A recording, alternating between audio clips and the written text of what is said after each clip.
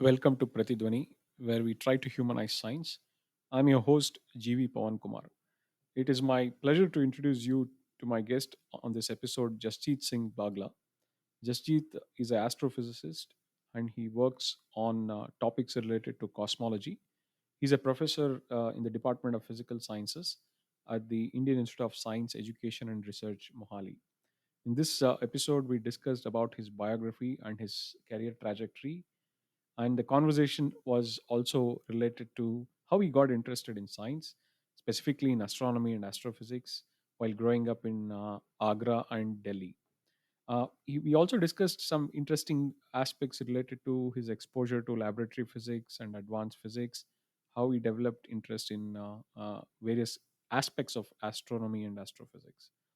We also have an elaborate discussion about his PhD stint at IUCAA-Pune, where he worked with the famous cosmologist and astrophysicist T. Padmanabhan, whom we all know as Paddy. And Jasjeet gives us an overview of how it was working with a very reputed and very well known scientist who was not only deeply committed to science but also science education.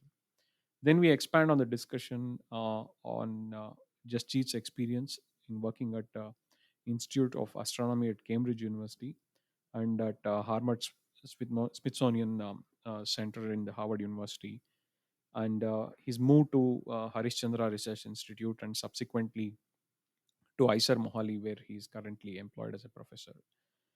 We discussed about his work on n-body simulation in the cosmological context, and specifically, we learn about how he thought about that particular problem and what is the background to that particular area of research.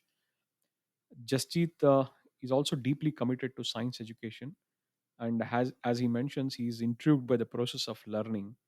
And we discuss about his motivations and why and how he values science education. There's also a very nice segment in Punjabi where he describes about his research and motivations. Do listen in; it's very interesting. Essentially, we did a deep dive on not only research in science, especially in astrophysics and astronomy, but also it was a very interesting discussion on uh, learning, mentorship, and its combination with research.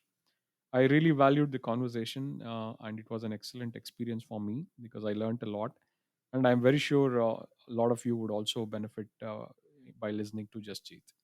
So, this is Pratidwani, where we try to humanize science with Jasjeet Singh Bagla. Jasjeet, welcome to Pratidwani.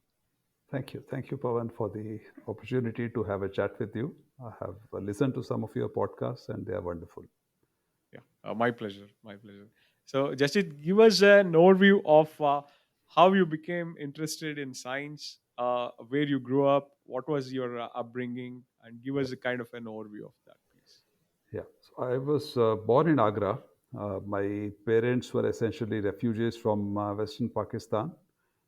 They had been holidaying in Dehradun when partition was announced and they never went back. And Wow, that's amazing. Okay, that's and amazing. Okay. then they were shunted to Agra. Essentially, city folk were pushed to cities. They were not allowed to stay in Punjab area, and people who were from farming background were given farmland in Punjab, and then in other places once Punjab became full. Yeah, so my grandparents settled in Agra, and I was born there. Spent about first 4 or 5 years over there, and when I was close to five, my father got a job in Delhi, and we moved there. Much of my education, primary, secondary, higher education, was in Delhi or around Delhi. Uh, for some reason, we kept on moving houses, and I kept on moving schools Mm, quite mm, frequently, which meant that I didn't have a very strong bond with any place or any school for a long time.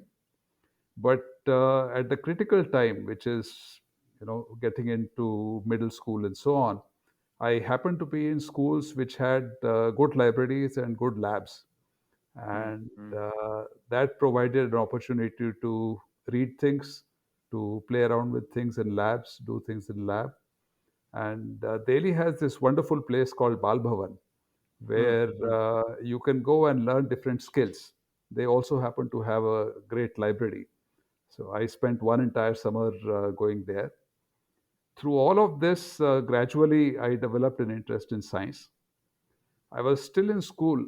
I remember I was seeing the sights of New Delhi with some school friends, and Mm. we had first gone to Railway Museum, then we went to Teen Murti House. As we were entering the Teen Murti House, we saw that a planetarium had been set up, Nice. and we walked across, and they said that it's the show is over now, and next show is after 3 hours. But there was a small poster saying that the next meeting of the Amateur Astronomers Association will be on Sunday at such and such time. So I had to go back and look up what amateur means. I knew what an astronomer is, but I didn't know what an amateur is. So I landed up and got hooked up in astronomy at that stage. And, Wonderful. Wonderful. and this was about a year and a half before Comet Halley came along. So that was Mm-hmm. something to anyway keep us hooked. Uh, then on to college, I managed to sustain the interest. There was a lot of very good mentorship from people at the planetarium and a lot of learning amongst peers within the Amateur Astronomers Association. At college, there was very good atmosphere in the sense that teachers were always very keen to give time, discuss questions, encourage us to explore things. And around the same time, a new center had been set up in the university called Center for Science Education and Communication. So Mm-hmm. what it was basically a place where you could go, hang out, do things, and explore whatever you wanted to explore. And there were students coming from different colleges. There were professors coming from different departments, different colleges. You could interact with them, choose what you want to do. And I spent enormous amount of time over there and Mm-hmm. learned how to do programming properly over there, and also developed my interest in astronomy further. They had a few Mm-hmm. telescopes which were left over from, I think they were left over from Vigyan Jattha in 1980s. And my bachelor's thesis was on repeating Romer's experiment for measuring the speed of light, which is done. Wow. Okay. Uh, Jupiter. You measured yes, it from the Jupiter? yeah, yeah. So I repeated that, This Jupiter. and Wow. that was a bit of an adventure. At the end of my Fantastic. bachelor's, I got an opportunity to go to the first summer school organized by IUCAA and NCRA in Pune for students. And that was a wonderful exposure. Got to meet a lot of people, listen to a lot of people, and formally learn more about astronomy for the first time Mm, in some sense. mm, mm. Uh, Managed to maintain the interest through masters with the help of a few friends and mentors. And at the end of masters, I applied for PhD programs in astronomy. Uh, Finally joined IUCAA Pune, where we had 1 year of coursework and then research work. Spent about four and a quarter years over there. So I worked with Padmanabhan Yes, and yes. also managed to work a little bit with other people like uh, Varun Sahni, Professor Mm, mm, Narlikar, mm. and interact with many, many more. Many, Uh, very well. Yeah.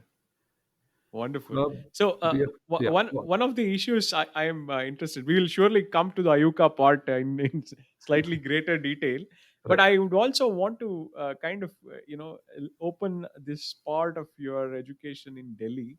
Mhm. Delhi is a very active city in terms of a lot of things happening in addition to science, but Yes. also the fact that there are people coming from all different backgrounds Yes. and also coming together to do science, and not only science, even other activities. Social sciences is also a very strong point of Delhi. um, Given the fact that you also had your upbringing in Agra, and then also moving to Delhi and getting educated there, Right. how was the kind of education system then? What was your general experience? uh, for example, science education, how was that? Just paint us a picture about. If I talk about school education, then I was in a fairly basic kind of a school. Hmm. I Hmm. remember our fees was in single digit Yeah, in yeah. rupees, and so we had good qualified teachers who were keen to train us. And very interestingly, the school had very good labs. What Mm. they did not have was any lab assistants, which meant that we were free to do what we wanted. Whatever. Well, Exactly. Yeah. Yeah. no, students had to volunteer to maintain the lab Mm. and keep things going, and that gave additional experience. Mm. And having labs meant that we were actually doing a lot of things in school, which nowadays I find undergraduates do it only once they enter a college. Yes. Yes. And Mm. so I find it surprising that many of these things have been pushed back. There were a lot of activities, although not in the school where I was, but Mm. through the planetarium, I got to know many people. I started going to British Council Library, to USIS, Russian Mm. Center, and so on. So, and all of them used to organize activities of different kinds. And of course, Yes. through the planetarium, we knew about many lectures, many visitors. That helped a lot because it gave you an idea of what people were doing and what were the interesting things which were going on in different parts of India, and also a little bit about where was research going on in India. Mm. Because Mm. otherwise, in the kind of school I was in, I don't think I would have heard anything about any research at all. So it is through those openings that we heard a lot. Uh, I think I've said it a couple of times, but I want to emphasize it again. Mm. The opportunity to do a lot of hands-on work in labs in school, Mm. that was wonderful. Wonderful. Okay. That's very, very nice. Very nice. Yeah. So, given the fact that you were affected in some way indirectly with the partition aspect of it, especially your family, Yeah. I assume, had did that have any effect on your kind of settling in, the kind of issues you may had to face as a family during that time, or things were reasonably okay? How was that Well, situation? my family went through many ups and downs, Mm, and mm, my father, he had to start working as soon as he finished his class 10. mm, He worked in a, shoe factory in Agra mm, in the administration as a clerk to mm, begin with, and then moving his way upwards. He continuing studied his mm. studies, and eventually he qualified to be a company secretary. So his later jobs Nice. in Delhi were of that kind. But the difficult times also meant that his siblings essentially had Mm. to scrounge around and look for work in various places. So gradually, the family dispersed from Agra. My Okay. Okay. uncles settled got jobs in Jaipur, and they settled there. Mm, mm. Aunts also kind of moved around after marriage to different places. So gradually, the family dispersed. But it's clear that there were some very hard times and Yes. some Yes. reasonably good times. Uh, Having had to work from a very young age, my father had the attitude that I should get an opportunity to explore what I want. Mm, mm, So they did not have much knowledge about science or astronomy mm, or what I was thinking of doing or I am doing. But they were always open to giving me a free hand, giving me mm. encouragement and opportunity to explore what I want to do. Yeah. Nice. Very nice. Very nice. So, I assume the kind of environment in which you grew up also had kind of, at least if not directly, indirectly, there would be some kind of a support for kind of scientific way of looking at things, right? Was that generally part of the kind of ecosystem in which you grew up, or it was not a central part No, of no, not at all. Mm, So mm. most people were essentially trying to encourage their kids to do something which will get them a well-paying job or Well paying job, exactly. some regular job as soon as possible. Absolutely, absolutely. Till my class 12, I had not really heard of IITs Mm, as mm, a mm. place where science is done.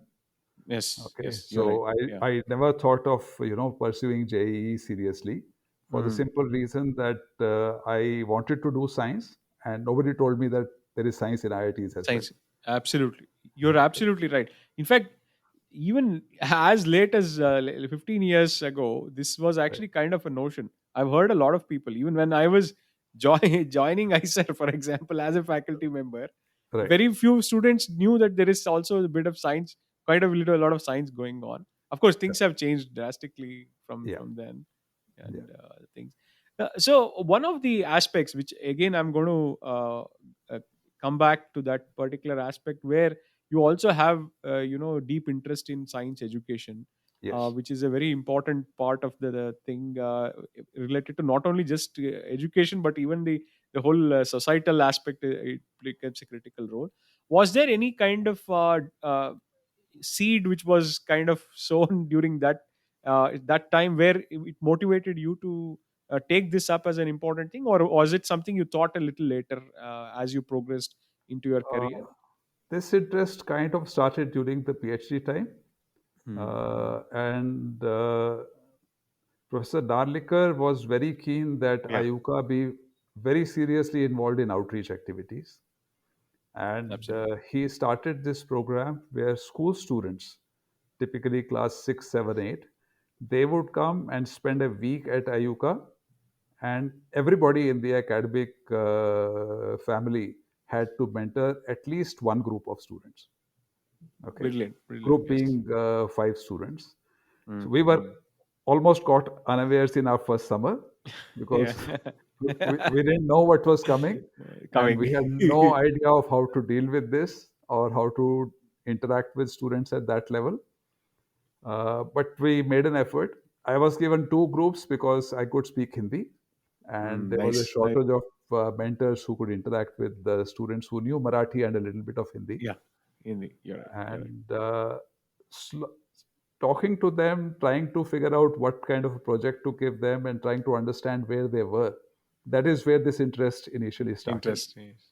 Wonderful. And Professor Nalikar himself used to set up a very great example by taking at least 4 or 5 groups of students. Mm, So mm. one very interesting incident was Ayuka has this Foucault pendulum. You might Yes, have seen yes, this, right? yes, yes. Of course. Yeah, So yeah. Yeah. the first project which he gave to his school students was to measure the precession period. Mm, mm, mm. It came out wrong. Uh, Okay. okay.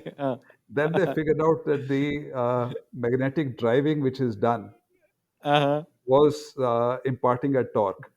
Torque. Okay. Okay. Okay. So then that got fixed.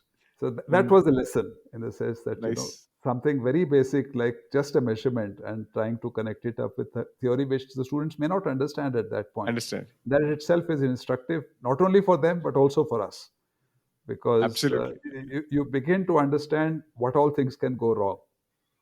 Yeah. Through Absolutely. those summer programs over the 3, 4 summers that I was there, I gradually began to at least get a clear notion of what science education in schools was like, Mm. which was actually quite different from what my experience had been.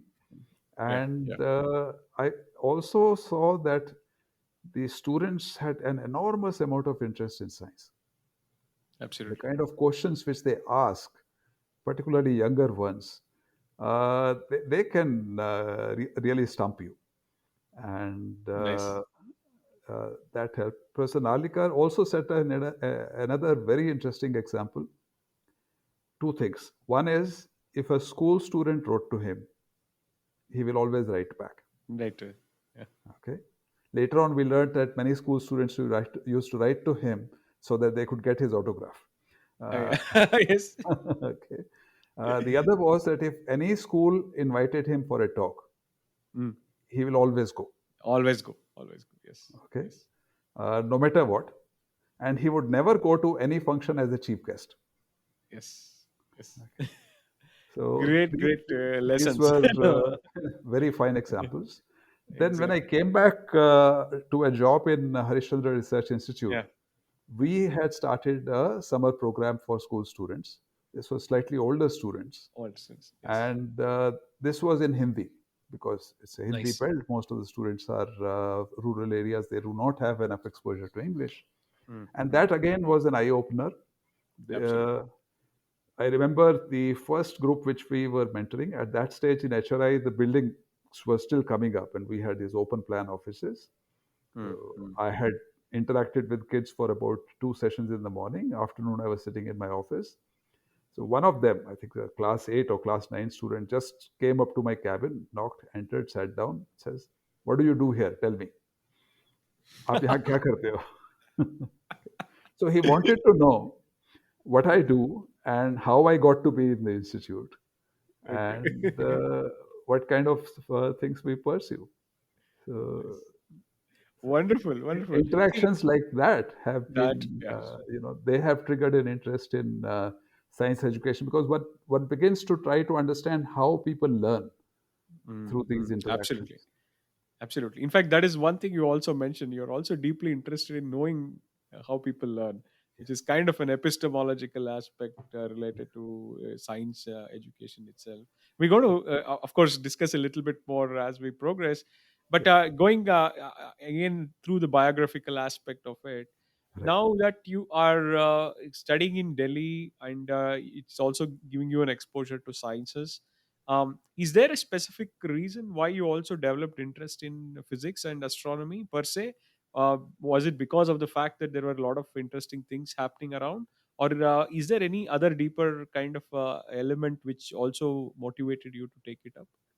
See, by class 7, 8, I had become interested in science more than other subjects. Other subjects. That Okay. part was clear.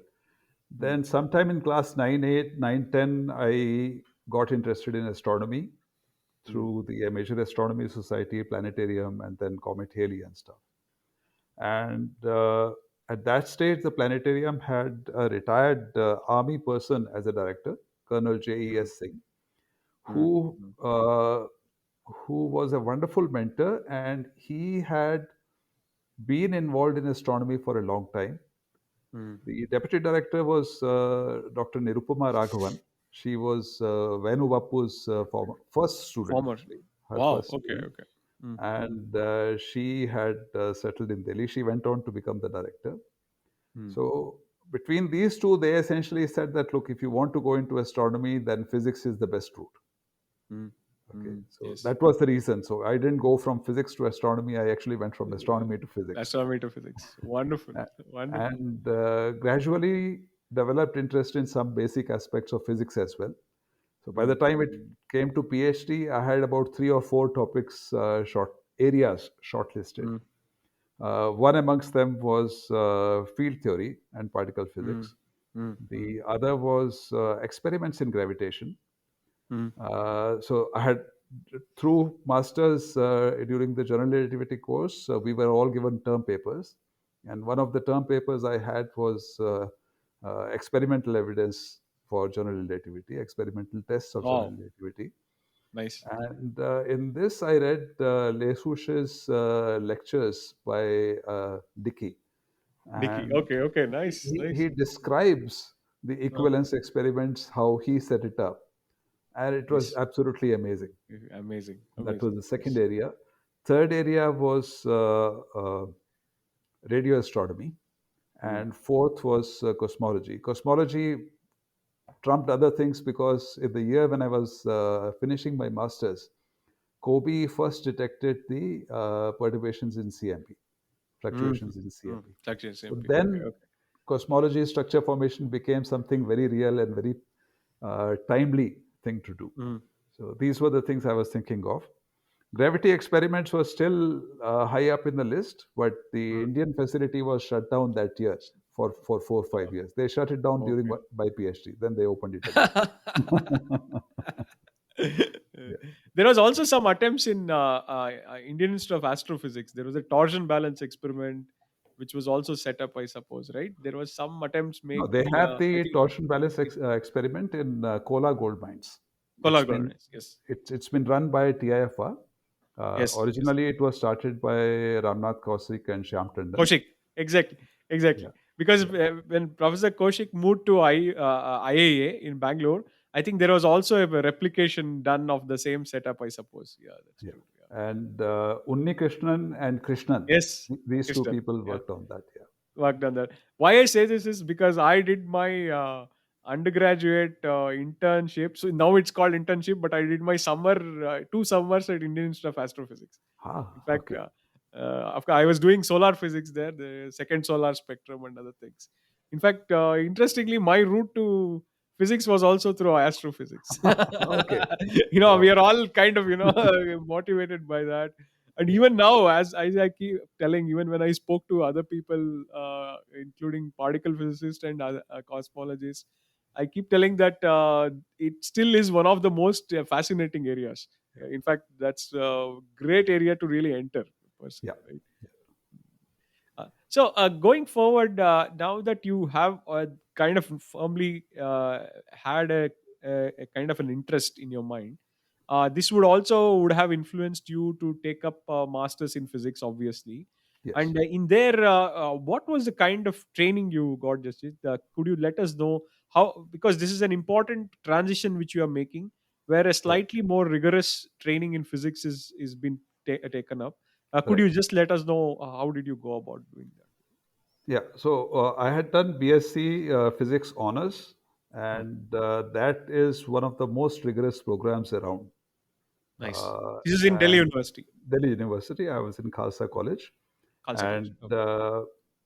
again, excellent labs, Mm, which helped. The core of this program, apart from the regular physics courses, is a set of courses on mathematical methods in physics. nice, nice. And looking back and comparing with students who came from other programs into the PhD programs, I realized that this was really, really something special. And it equipped us to be able to tackle physics problems without the fear of what method to use. You know? Yes. Uh, we were pretty much ready to deploy any particular method for any problem. Uh, After that, the master's program was, I would say, a little bit of a letdown in terms of labs Mm, mm, because in bachelor's, our college had already progressed in electronics to semiconductors. We were playing around with ICs, 555 op amps, and so on in our final year. And nice. suddenly in masters, we were given triodes and diodes. And we said, you know, where have we come? It's All of kind a of sudden. regression. Okay. Yeah. One really fun set of experiments was in nuclear physics that Ah, we had not seen before. And the university had had a very active group at some stage. mm, Uh, and they had developed very nice instrumentation in-house. And those experiments were really good. Later on, of course, most of the people working in nuclear physics retired. And mm. that led to this tragedy of all the lab material being auctioned off and cesium going in that, landing up in all the wrong places, Oh and man. people Okay. people died, people Oh, is it? dying Yeah. eh, because of radiation exposure. Radiation experiment. Okay. So there was an accident that way which happened. No, the concerned people retired, and Mm, all of the lab material from their labs was condemned and auctioned off. So essentially, a kabadi wala picked it up, and mm. they didn't know what it was. Yeah. Very sad. Very sad. Yeah. Once they opened the lead containers to see what is there, What's there? they Yeah. had this exposure. In fact, Exposure. that is Really when a lot of regulations were set up on how set to up. handle Yes. the nuclear material, the radioactive material. So, like in ISA Mohali, we have some material being used in biology labs. They Mm, use it yes. Yes. as tracers. So we need to send people for training. We need to Yeah. get even the layout of the lab approved. So all of those things are done. So True. True. In we fact, did have there is things a like badges which we had to wear whenever we were handling radioactive samples.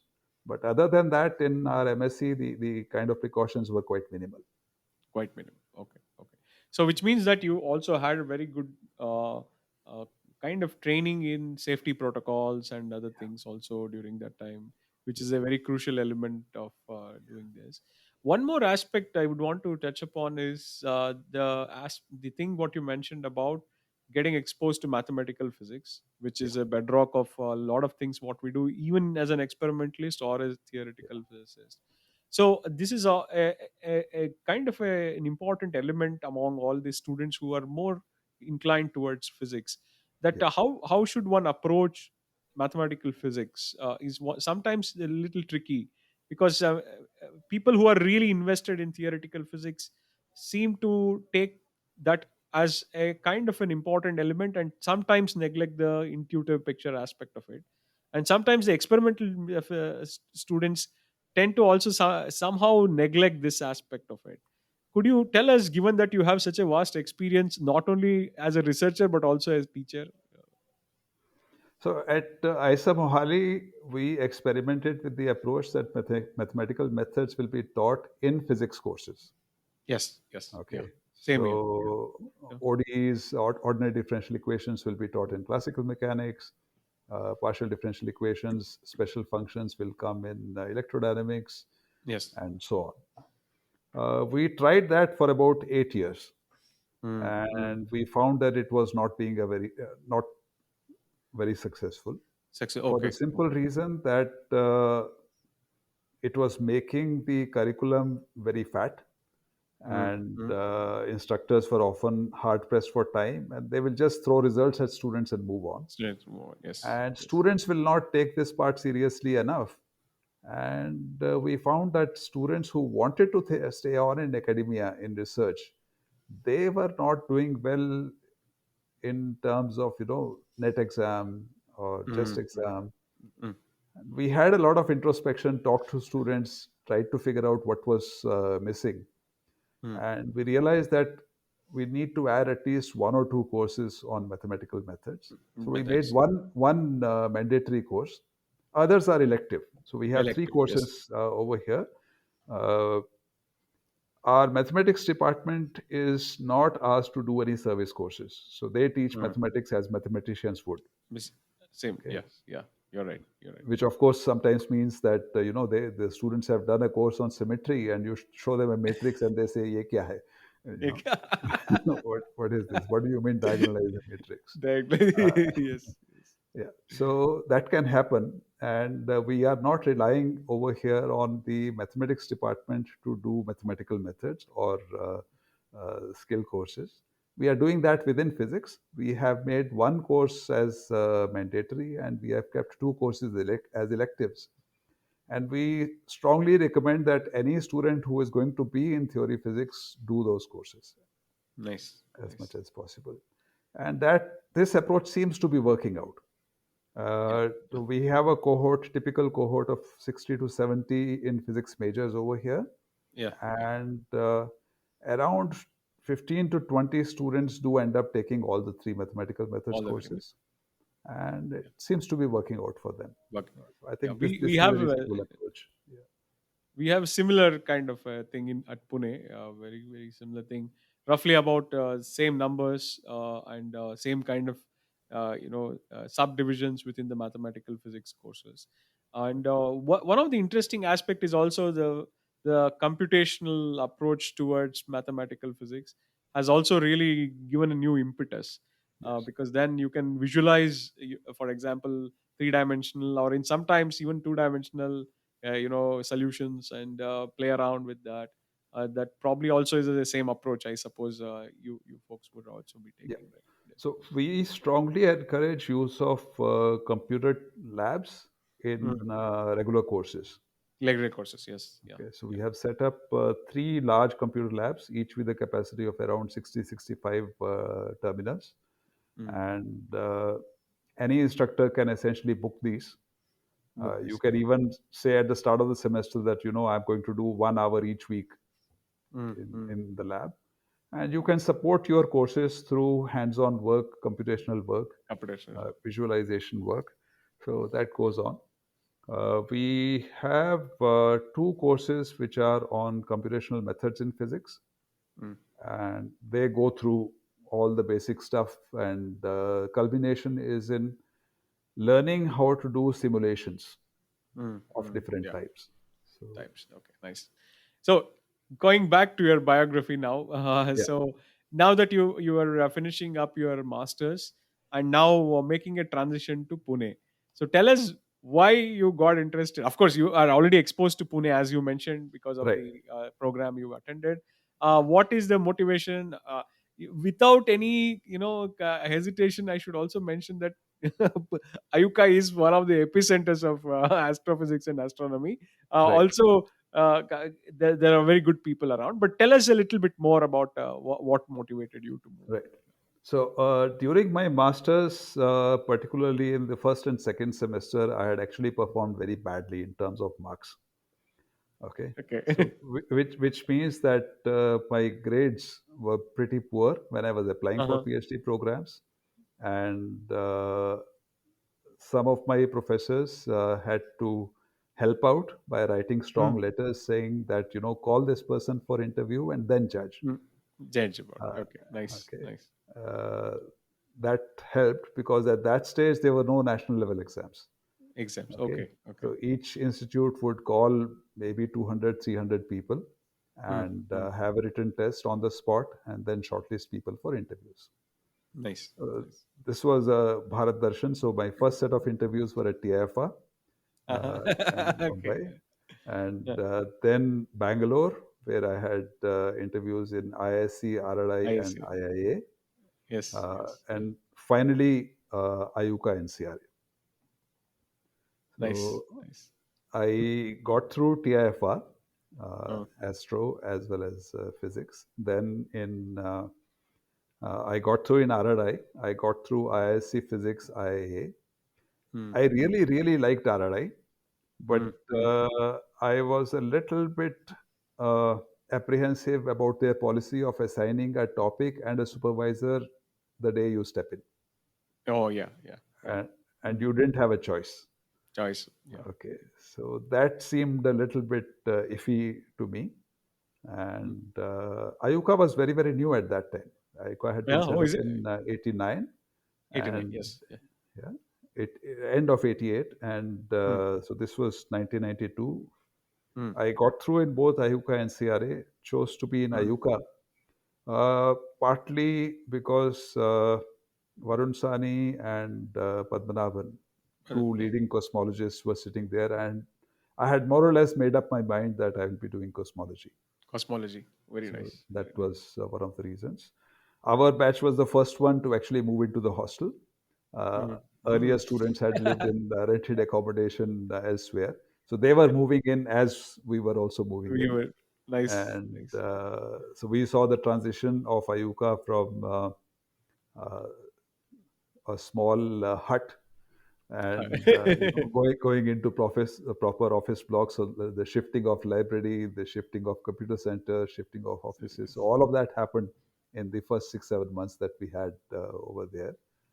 And yeah, the overall structure of the graduate school, etc., looked uh, much more settled, even though it was a very Fair. new institute. Mm, yeah. Yeah. And NCRA being nearby was also an attraction Mm, because mm. during the summer school, I had interacted with a lot of NCRA faculty. At, at that time, IUCAA only had, I think, about 4 or 5 faculty members when I had gone for the summer school. So most people joined later.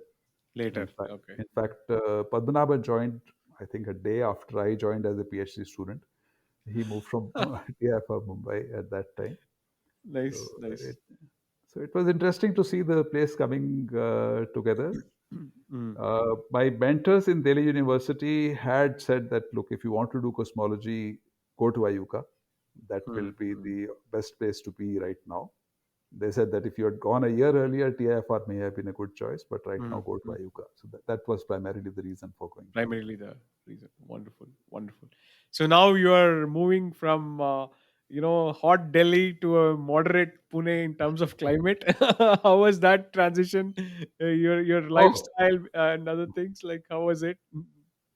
see, one was Pune at that stage was a very, very laid back town. Laid back. Yeah. Yeah. True. Okay. True. And the other thing was the monsoon in Pune is lovely, Yes. really lovely. Yeah. And if you have that kind of a day in Delhi, you drop everything and go out. Go out. Okay. So here I was wondering, day after day, weather is so nice. One has to do some kind of an adjustment. And yeah, the so going from a big city to a very laid back place, Yeah. Yeah. and in Ayuka, which was at that stage essentially on the periphery of Pune, Pune. Got it. Yeah, so that was a very dramatic and drastic transition. It took me a while to get used to that. Yeah. I Yeah. was used to hustle and bustle of a big city, Yes. Big city. Yeah. but gradually started appreciating how nice smaller towns, smaller cities can be, Can. Yes. Yeah. and Absolutely. and In why fact, running around all the time is not a great thing. great thing.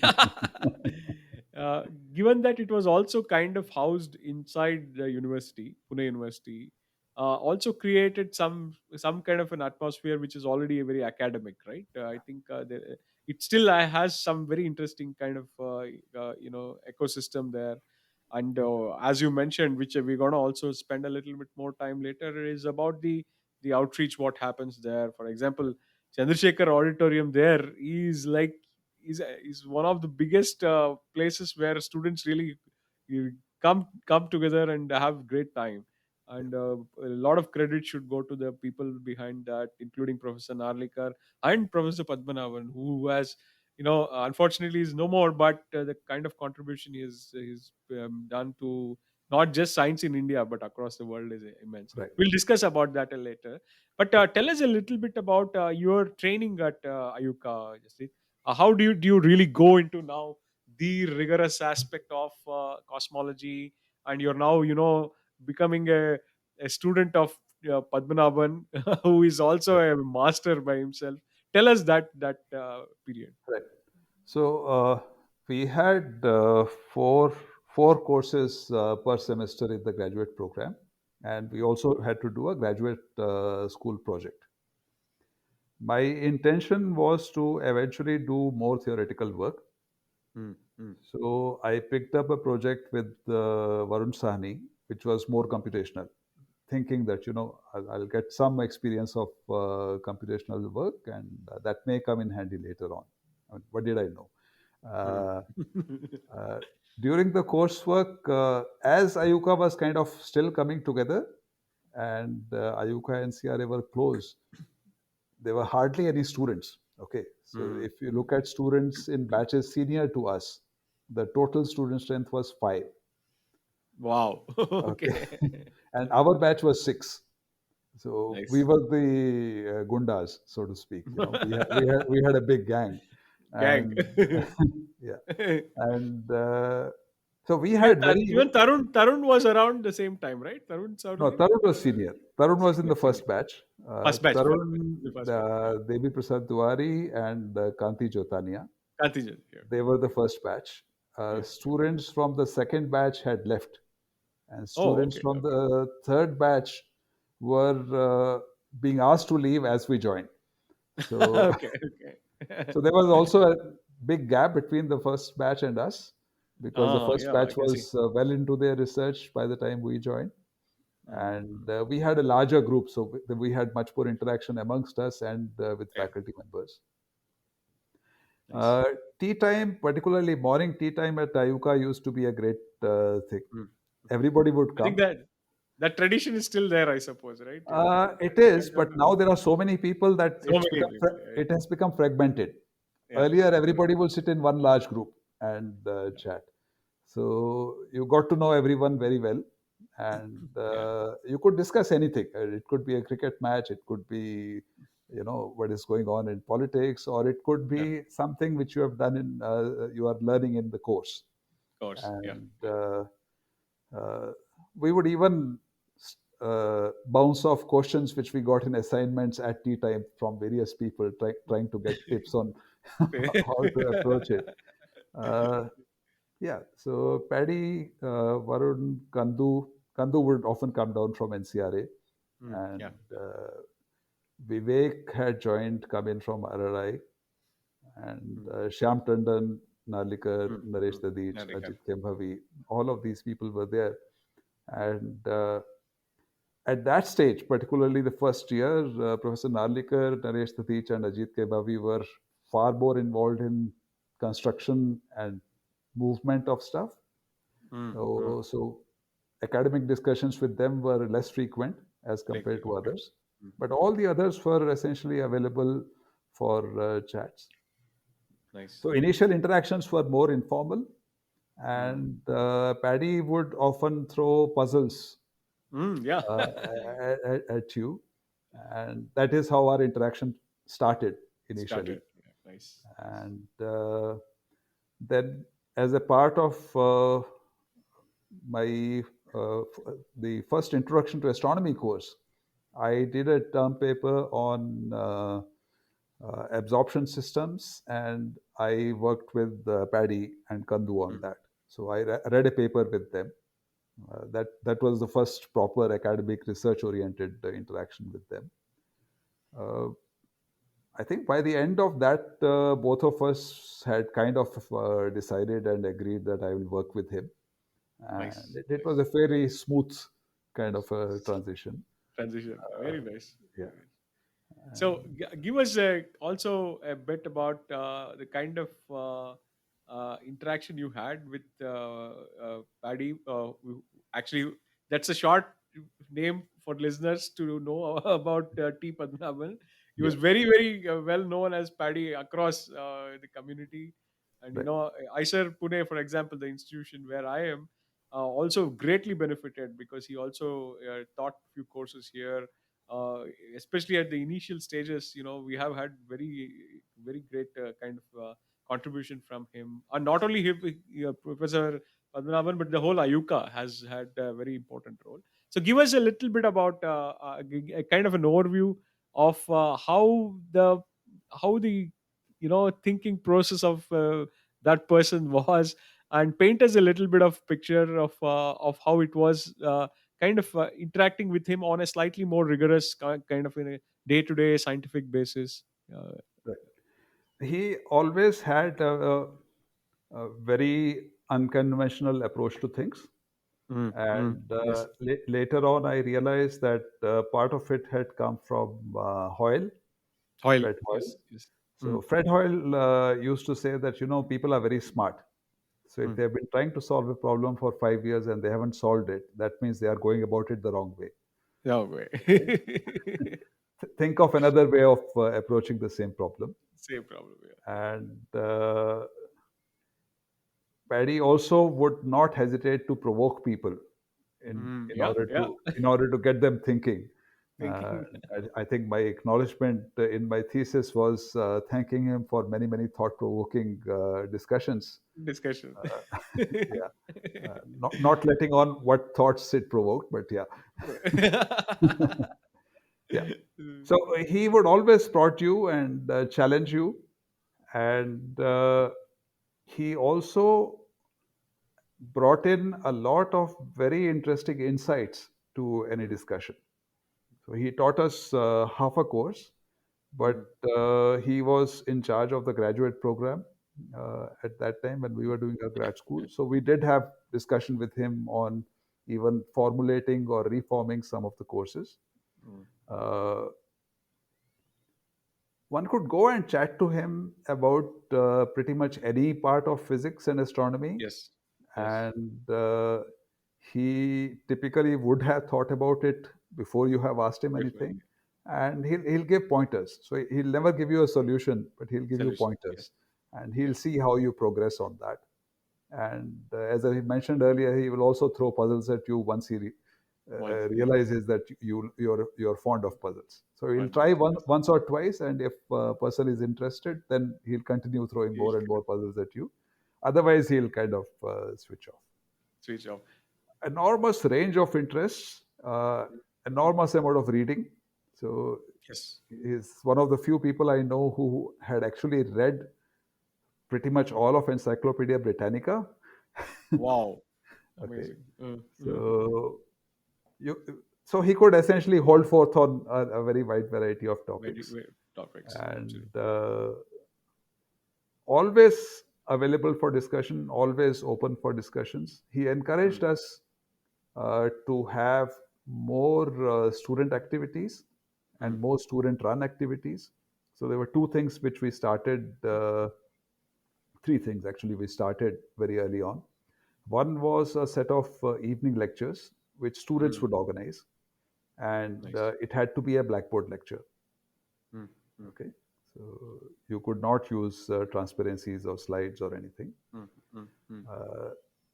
The other was a set of intensive lecture courses, which were also Mm. run in evenings. Nice. Nice. So we'll pick a person to get them to educate everybody else, starting Mm. from Mm. scratch and taking up to a level where they can start reading research papers. Research papers. Okay. And I remember the first series was by Vivekanand on pulsars. Mm. So these Mm. lectures would start at 9 p.m. and Wow. typically go on till 11:30 p.m. Nice. And we'll have 4 or 5 lectures on a trot. So one very intensive week and a lot of discussion.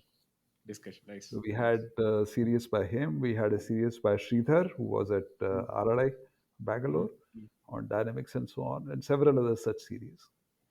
Third activity which we started with him was a Landau Club, where Mm. we Mm. will pick one of the 10 volumes. We started with mechanics, and I think over a year or so, we just about finished that. But Nice. we'll Nice. take a couple of sections from there Uh-huh. and have a discussion, really, really threadbare discussion, trying to Discussion. understand each and every phrase in those two sections. Because very Fantastic. often, what Landau will write in one line has to be He's explained explained. with a lot of examples and references and so on. So we had these activities with him, and Paddy and Vasanthi also ran a open house in the sense that you could Mm. land up anytime and say that, look, Mm. give me coffee or give me doshe, and Yeah. uh, very, very friendly atmosphere in that sense. I remember in our Yeah.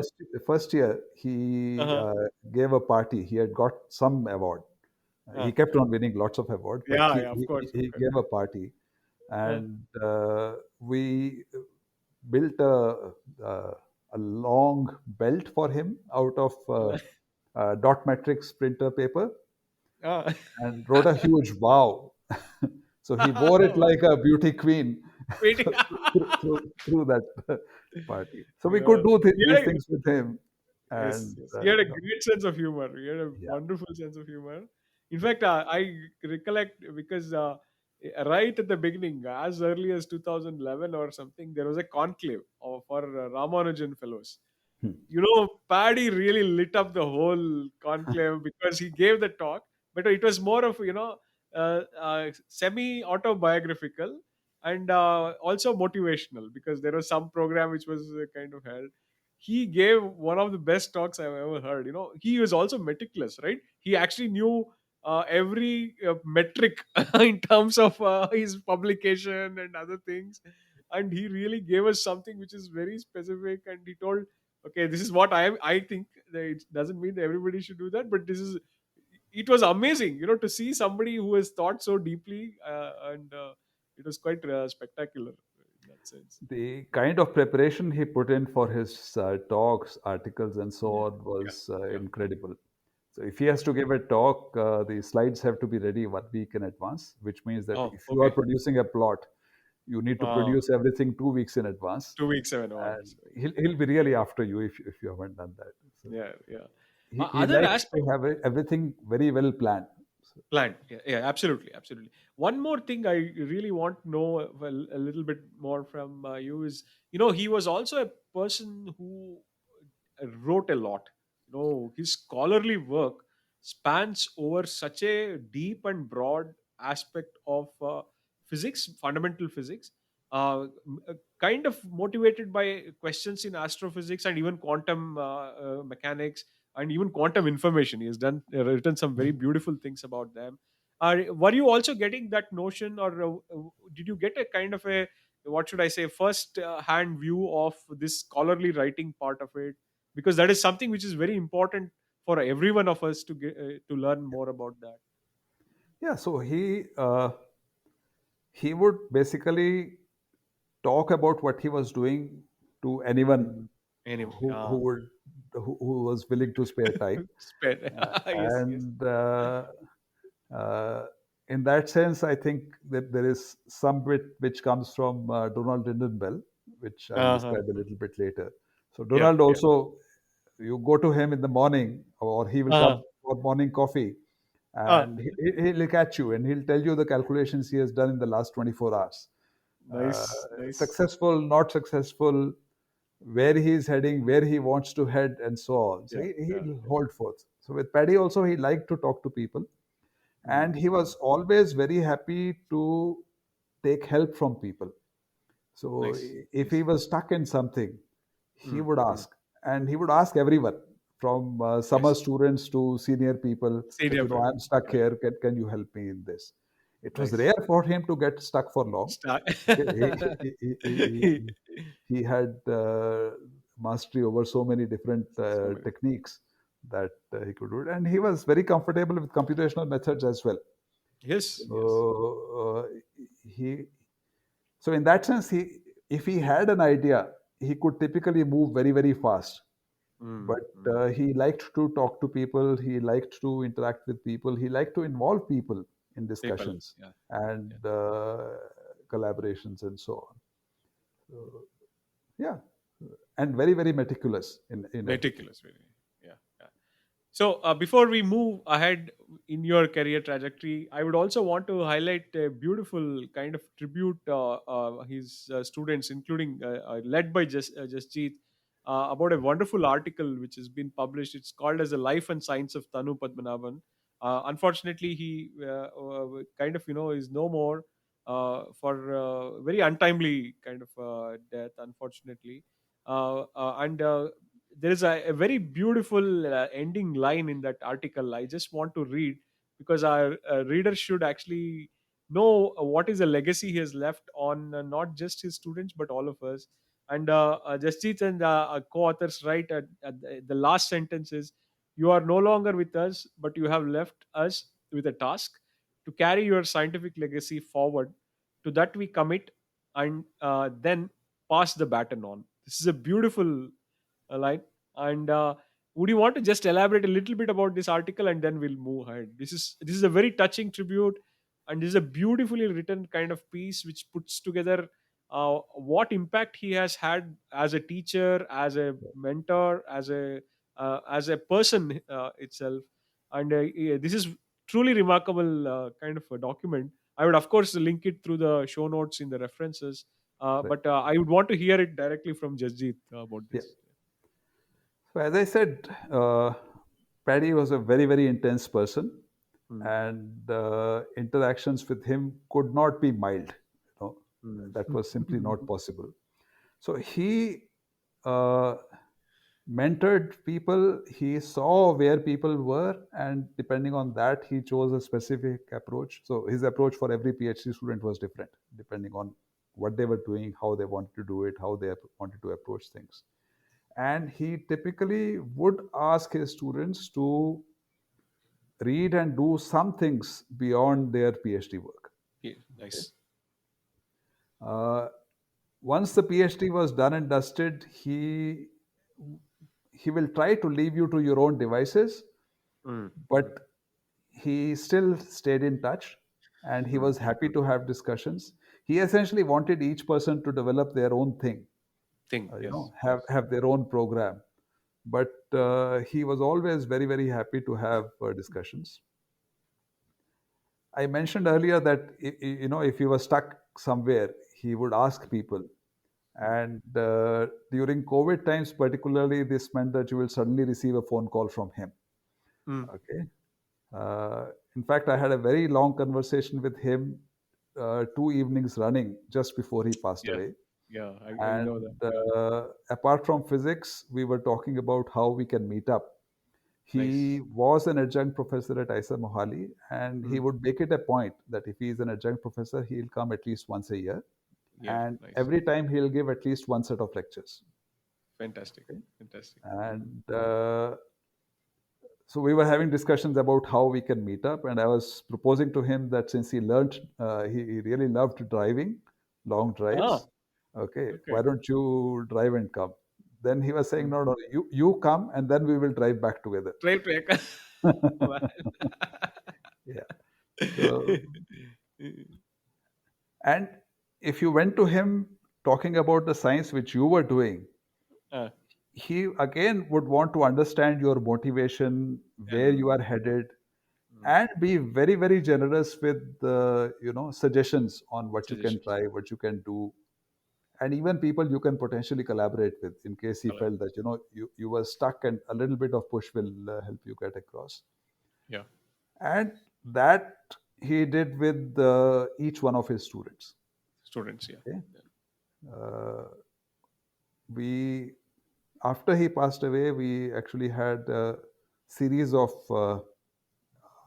telecons, online Yes. Yeah. discussions, Yeah. and Yeah. the article was essentially an outcome of Outcome. all of that. Yeah. Even now, there are times when you're thinking of something and there is a voice in your head goes, "Yeah, Paddy would love to hear I this," would clear that. you know. Yes. But then you hold back, says, "No, Absolutely. Paddy is not there." Yeah. Yeah. Yeah. That's the impact good teachers have, right? Yeah. And his famous motto Mm. was, "If you can't join them, beat them every time." So that's what he was trying to inculcate in each one of us. That you don't have to join a trend or Yeah. anything to do well in research. Do your own thing and do better than others. Yeah. He was so prolific. He was so prolific. I've also, I have many of the books. One thing which I like, because also he wrote about history of science. There was a Dawn of Science, beautiful book, also written, co-authored with Vasanthi. Vasanthi, and it's a great book. It's really great book. He also wrote a lot in Resonance, which is another great a journal of science education, and it really brings in the history behind the topic very beautifully. And that is something it motivates a lot of us, as Jasjeet mentioned. I think a lot of us have a lot to learn from Paddy's scholarly kind of attitude. His webpage is still active. That is Yes. something I would also link in the references. Every interested person, not just only student, everybody should have a look at it. It's mixed with great humor, scholarly work, and I think there's a lot to learn for all of Now, us. the amazing thing is that he started doing science writing for lay public and for students Mm, mm. at the time when he was a PhD student. Yes, yes. Wow, Okay, that's so actually most very of us knew of him through his columns in yes. Science Age, in I Science see it. Yeah, Today, yeah, Science Reporter, magazines which were available at that time. yeah, yeah, And the story of science, yeah. the book which has been published later, that was essentially out of the regular column which he ran Which in he Science Age. ran. Absolutely, absolutely. Yeah, great. That's fantastic. So now we'll go on the same trail of your biography, Jasjeet. Yeah. I am now interested in learning more about your transition from a PhD to a postdoc, and now you're making transition, international transition, phase transition now. So tell us about that transition, because you also went to another great institute in the pathway. Please Right. tell us a little bit more about that transition. Yeah. So backtrack a little bit. Yeah. IUCAA has something called a Scientific Advisory Committee, Mhm. where we have a bunch of national as well as international experts. Experts. Yeah. And while we were students, this group would converge on IUCAA every 18 months. Mm, And there mm, will be a very detailed review of all the scientific work which is going on.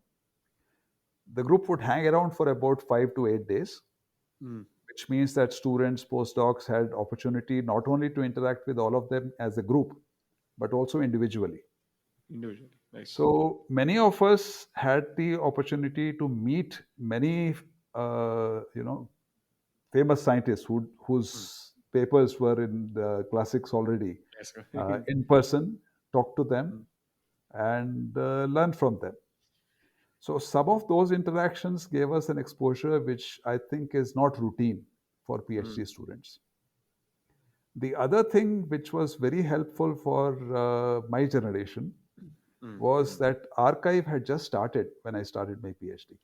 Ah, nice. Early 1990s. 92. 92. Yes. Yeah. Okay. So this, and at that stage, the volume of number of papers on archive was small, Small. Yes. which meant that people would actually be able to see all the papers, not papers, at least abstracts and so on, and you can look Mm, at papers which are of interest in your own community, your own area of research. Mm. So I was very pleasantly surprised to find that some of these great people had seen my papers. Mm. Okay, and that added with personal interactions during their visits here and then my visits for conferences and so on Mm. gave us an exposure and provided an opportunity which I don't think was available to people who came before us. And it was Mm. also not available to people who came much later because archive at that time had become so big So big. Yes. that Yes. people became very picky and very choosy in terms of following up on paper. So I got a couple of good offers for postdoc. Had one in IAP Paris and one in Institute of Mm. Astronomy, Cambridge Mm. University. So my potential mentor in Paris said that no, no, no, you go to Cambridge. You can always come here for a visit, Okay. which I did, Uh, and I went to Cambridge. mm. The fellowship in Cambridge was also very, very special, not only because Cambridge is a great place, but Mm. the Mm. fellowship is designed to leave you alone. Okay. Mm. So they had a whole bunch of project postdoc positions and a small number of positions which are meant for people who will be left free. You do your Mm. own thing. Okay. Okay. Okay. Okay. And the atmosphere was absolutely amazing. And I think largely the credit goes to two people for the atmosphere which existed in Institute of Astronomy at that time. Martin Rees and Okay. Donald Lindenbell. They had Okay. been directors taking turns from each other for a long time. Mm. The Mm. person in charge when I went there was Richard Ellis, who was Uh-huh. a great Okay. observer. Novel. But Martin and Donald essentially still were present as mentoring figures. Morning coffee, Martin will go around, he'll have a bunch of preprints in his hands. Okay. These are things which people have mailed to him for his Wow. suggestions. Okay. Suggestions. So then Nice. he'll say, you might like to see this. Okay. So he'll put people Wow. in touch with each other. And Nice. he will also come and ask, have you seen this paper on archive today? What do you Uh, think about it? This is my reading. What is your reading? And Donald would essentially be a somewhat different approach. mm. He'll talk more about what he is doing, Mm. but he would highlight problems very, Mm. very nicely and very, very succinctly. I remember it was my second or third day in the Institute of Astronomy. They have something called a lunch seminar. Mm. Okay, so Mm. you get a cheese sandwich lunch, Mm. and this was followed by a seminar. Mm. Uh, when I came out to have lunch, the lobby was very, very small, so it was already full. All the seats were taken. I picked up my plate and I sat down on the carpet, as many other Mm. people were doing. Yeah. Yeah. So Donald kind of stomps in and looks at me and says, you have come. Very nice, very nice. Yeah. And he lies down on the carpet in front of me. Uh, Oh, I'm a bit tired. I just came from Belfast, uh, but tell me, how are you settling in? He wow. gave me two pieces of advice. One Uh, was stop converting in your head, uh, stop thinking in rupees. Second was make sure that whichever place you rent has good uh, heating. Okay. uh, So uh, I learned later on that in UK, uh, many landlords switch on heating only after Christmas, mm. Mm. whereas the weather there is very fickle. It can get very cold Vehicle, in yeah. June, and Sure. it can Yeah. be balmy in September, Yeah. October. And of course, we kept on having academic discussions. Mm. Mm. Uh, a lot of people over there. So one person whom I had known for a long time was Swer Arseth, who is the Mm. granddaddy of N-body simulations. Exhibition. Okay. So he interestingly had been on soft money fellowships in Cambridge all his life. Oh, okay. Okay. Okay, so it was great to talk to him, learn from him, and a lot of students. At that time, astronomy did not have its own separate tripos program. They had a Mm. PhD Mm. program. They didn't have a Okay. tripos program.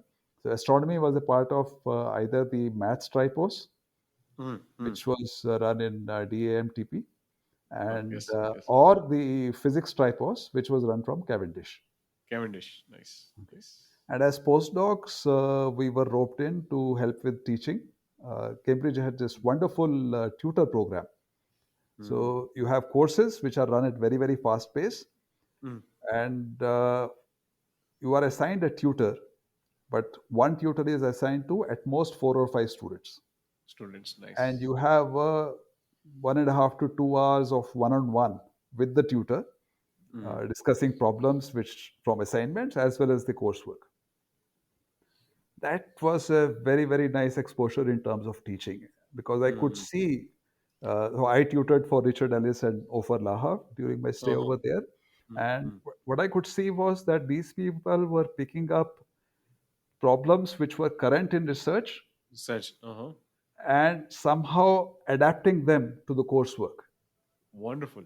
Wonderful. Okay. So that is a very, very nice thing which I Nice thing. picked up over there, and I have tried to fold it in In. my Okay. career.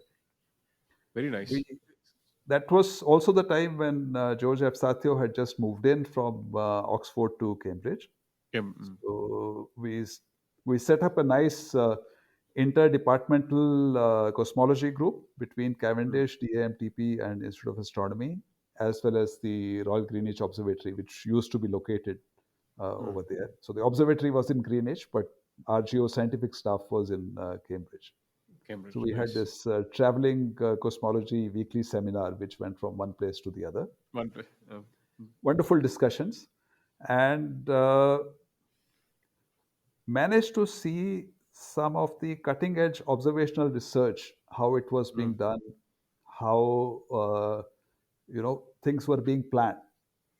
And I tried to join in on a couple of projects. Unfortunately, it did not work out, Mm. partly because one instrument for which I did a whole lot of theoretical calculations, predictions as to how what it will see, that instrument did not work very well. Oh, okay. Later on, one of my fellow students from IUCAA, Ram Prakash, he joined as a Mm. postdoc, and he was given the task of fixing it. See. And he discovered that the student who had designed it had used refractive indices for room temperature for a nitrogen Oh. cooled device. What the device was supposed to do was to disperse near infrared light, Uh-huh. block Uh-huh. out all the atmospheric lines, and then Uh-huh. redisperse so that you can look through these very bright atmospheric lines That's and observe in near IR. But nice. because of Nice. this miscalculation, the mask was all at the wrong place. Oh man. By the time the instrument got finally ready, I had left Cambridge. Okay. Uh, Okay. but through interaction with observers and cosmologists in other groups, Mm. I managed to get to do work on problems which I wouldn't have thought I will attempt. Okay. So again, coffee table discussion, which kind of continues into your office and Yeah. carries on. One very nice thing over there was that we had these large offices Mm. Mm. which were shared by five, six Mm. people.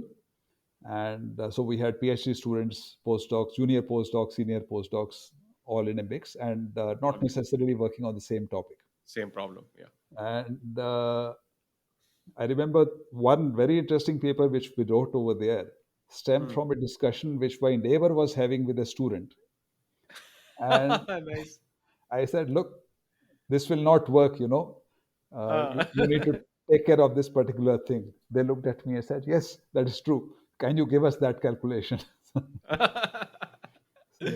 Nice. yeah. Nice. So those interactions were very nice. Uh, Even though we had people all the way from Martin Rees, who was Royal Astronomer, Yeah. to Yeah. lowly graduate students, he of course had a separate office, but the floor space which all of us had was almost identical. Wow. Nice. Nice. And I think Martin and Donald took care that everyone has a good place to work in, comfortable place to work in. And so many of these values. So one Wonderful. incident which I would like to recount is that Yeah. Yeah. shortly before I joined, Uh. Martin Rees, who had been the Plumian professor, he became Royal Astronomer. Mm. Mm. And he told the university and the department that, why should I take two salaries? Royal Astronomer is for life. So I will Mm, resign mm. from Plumian professor so department can hire one more senior person. Beautiful, wonderful, wonderful. Now So, that is how many you will do that? these were the kind of examples which really showed us as Yeah, to how do you build a great department, how do you department. build a great group. Yeah. Another important aspect is also the deep sense of commitment, right? That is something which is very evident in a lot of people whom you just mentioned, not only in Cambridge, but also probably in India. That sense of commitment is at the heart of institution building, and that is something which is very crucial. Did you also interact a lot with, for example, Department of Applied Mathematics and other places there in Cambridge, or this Yes. was? I know that this institution itself is a very big one, Yeah. and I also know that they are physically not in the same place because I've Now they are not very far from each done. other. Yeah, yeah, yeah. Now they are not very far from each other. You're But right. earlier, DAMTP used to be quite far from Institute of Astronomy. Yeah, But yeah. all the astronomy teaching was there. Oh, okay, So, okay. as a tutor, I had to go there first to Yeah, listen to the lectures by the person who I was tutoring for, and yeah. then for tutorial sessions. And of course, our traveling cosmology seminar would once in 3 weeks go to DAMTP. So, TMT, nice, nice. So we will move forward and also talk a little bit about your stint at another Cambridge across the Atlantic, yeah, where you also went to Harvard Smithsonian, which is also equally, very very reputed institution of astrophysics. Could you just give us a gist of your experience there? yeah. So my I had a 2 year term at Cambridge. Hmm, hmm, Third year extension was possible, but I hmm, was starting to apply around, hmm, hmm, and I had applied to CFA, and they asked us if I'll be open to accepting a project funded position, hmm, given that it is free. hmm, hmm. Okay. So Bill Press, the person who led the numerical recipes writing, No, so yes, yes. he had a grant, and he said that if I am willing to be considered in that, it will still be a free position. It will not be a CFA postdoc, but I'll be in CFA and I'll have a fellowship. So I agreed and went there. The only offbeat thing was that he himself went away on a sabbatical. Okay. Yeah. So I did not get to interact much with him, But but okay. Ramesh Narayan uh, was there. Then Lars Hernquist had joined the group. Martin White was there. Chris Kochanek, Avi Loeb, George Ribicki, Oh, and okay, okay. George Field used to come by. He had retired, but he would come once or twice a week. And this was just the theory group. And there were Theory. six other divisions. One didn't really get to meet everyone in CFA. In CFA, you met them more often in conferences elsewhere, because there were about 600 astronomers working in the department. Wow, that where do you get? That's probably the largest, right? Yeah, it is the largest. Yeah. One thing which I did miss in Harvard was interaction with PhD students, Mm-hmm. because unlike Cambridge University, uh, where students and postdocs mingled quite a lot. And Mm-hmm. I was even given the responsibility of helping out students for faculty members who were away on long leave or sabbatical. Here, the channel of communication was very strictly through the supervisor, Supervisor. Okay. and Okay. students sat somewhere in the basement. You didn't Mm-hmm. even know. And when we had the uh, so we used to have something called a theory lunch, Mm-hmm. where all the postdocs and faculty members would go out for lunch together. We had a theory lunch seminar, where again students will be called by the supervisor if they thought it was interesting for them. Uh-huh. Otherwise, they wouldn't come. So I missed that interaction, but Okay. otherwise, it was a great place and Mhm. fantastic place to learn things in. Yeah, nice. So then we will move ahead because there are some very interesting things also to discuss. Because now you are planning to head back to India. First and the most important question is, Jasjeet, why did you plan to come back to India with this kind of experience? I am very sure you would have had kind of opportunities to take up positions elsewhere. What motivated you, and what was the thinking process at that time? Uh, I don't think I thought that much. Uh, Okay. okay, so yes, there were possibilities abroad, Hmm, but I had never thought that I will kind of stay on abroad for a very long time. hmm, hmm. If you ask me why, I would not be able to answer you that. Answer. Yeah. But Yeah. I had thought that I will come back, and towards the end of my second year in Cambridge, I had started applying for Hmm, permanent positions. HRI Allahabad had shown interest, hmm, and hmm. they were developing very, very rapidly as an institute for theoretical work. Yeah. Yeah.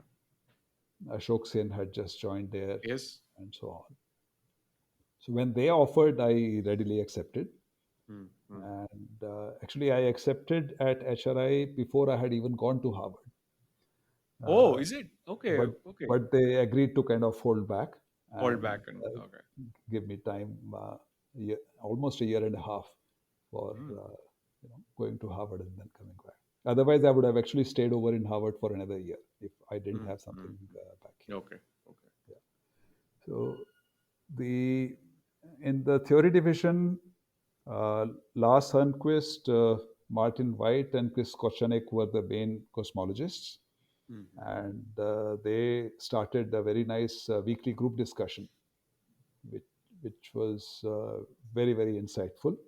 hmm, hmm, Lars brought in two postdocs whom I interacted a lot with. One was hmm, Rupert Croft. He hmm, had done his PhD at Oxford with Joseph Satyo, and this hmm, was his second postdoc, just like me. And Volker Springel had come from Max Planck. He had done his PhD with Simon White, and he had just written the gadget code during his PhD. ah, okay. Uh, at that stage, I was working on some problems related to clustering of galaxies which had been discovered at high redshifts. So this work Hmm, had started in UK, Institute of Astronomy, because Max Pettini, someone a senior scientist at Greenwich Observatory, he was hmm, hmm. part of an international group which had deployed a nice technique to discover high redshift galaxies. Uh, and they had discovered a few hundred galaxies around redshift of 3, which was a very big thing at that time. Okay. And Okay. when they started computing clustering of these galaxies, they found that the clustering amplitude is almost the same as galaxies today. Hmm, hmm. And they found it very surprising. And they, they argued that perhaps it is putting very, very strong constraints on cosmological models. So while in Institute of Astronomy, I had done some work showing that that is not the case because the earlier galaxies are the rare galaxies. So these are the Hmm. rare peaks which are collapsing. And in a Gaussian random field, rare peaks are more strongly clustered than More strongly. the typical peaks. So I've done that Okay. work, and I wanted to follow up, uh, Hmm. saying that you can explain what has been observed is fine, but can I now use this clustering, whichever is whatever is available, to say something about what is the background cosmological model? Is there Cosmology. some information hidden over there?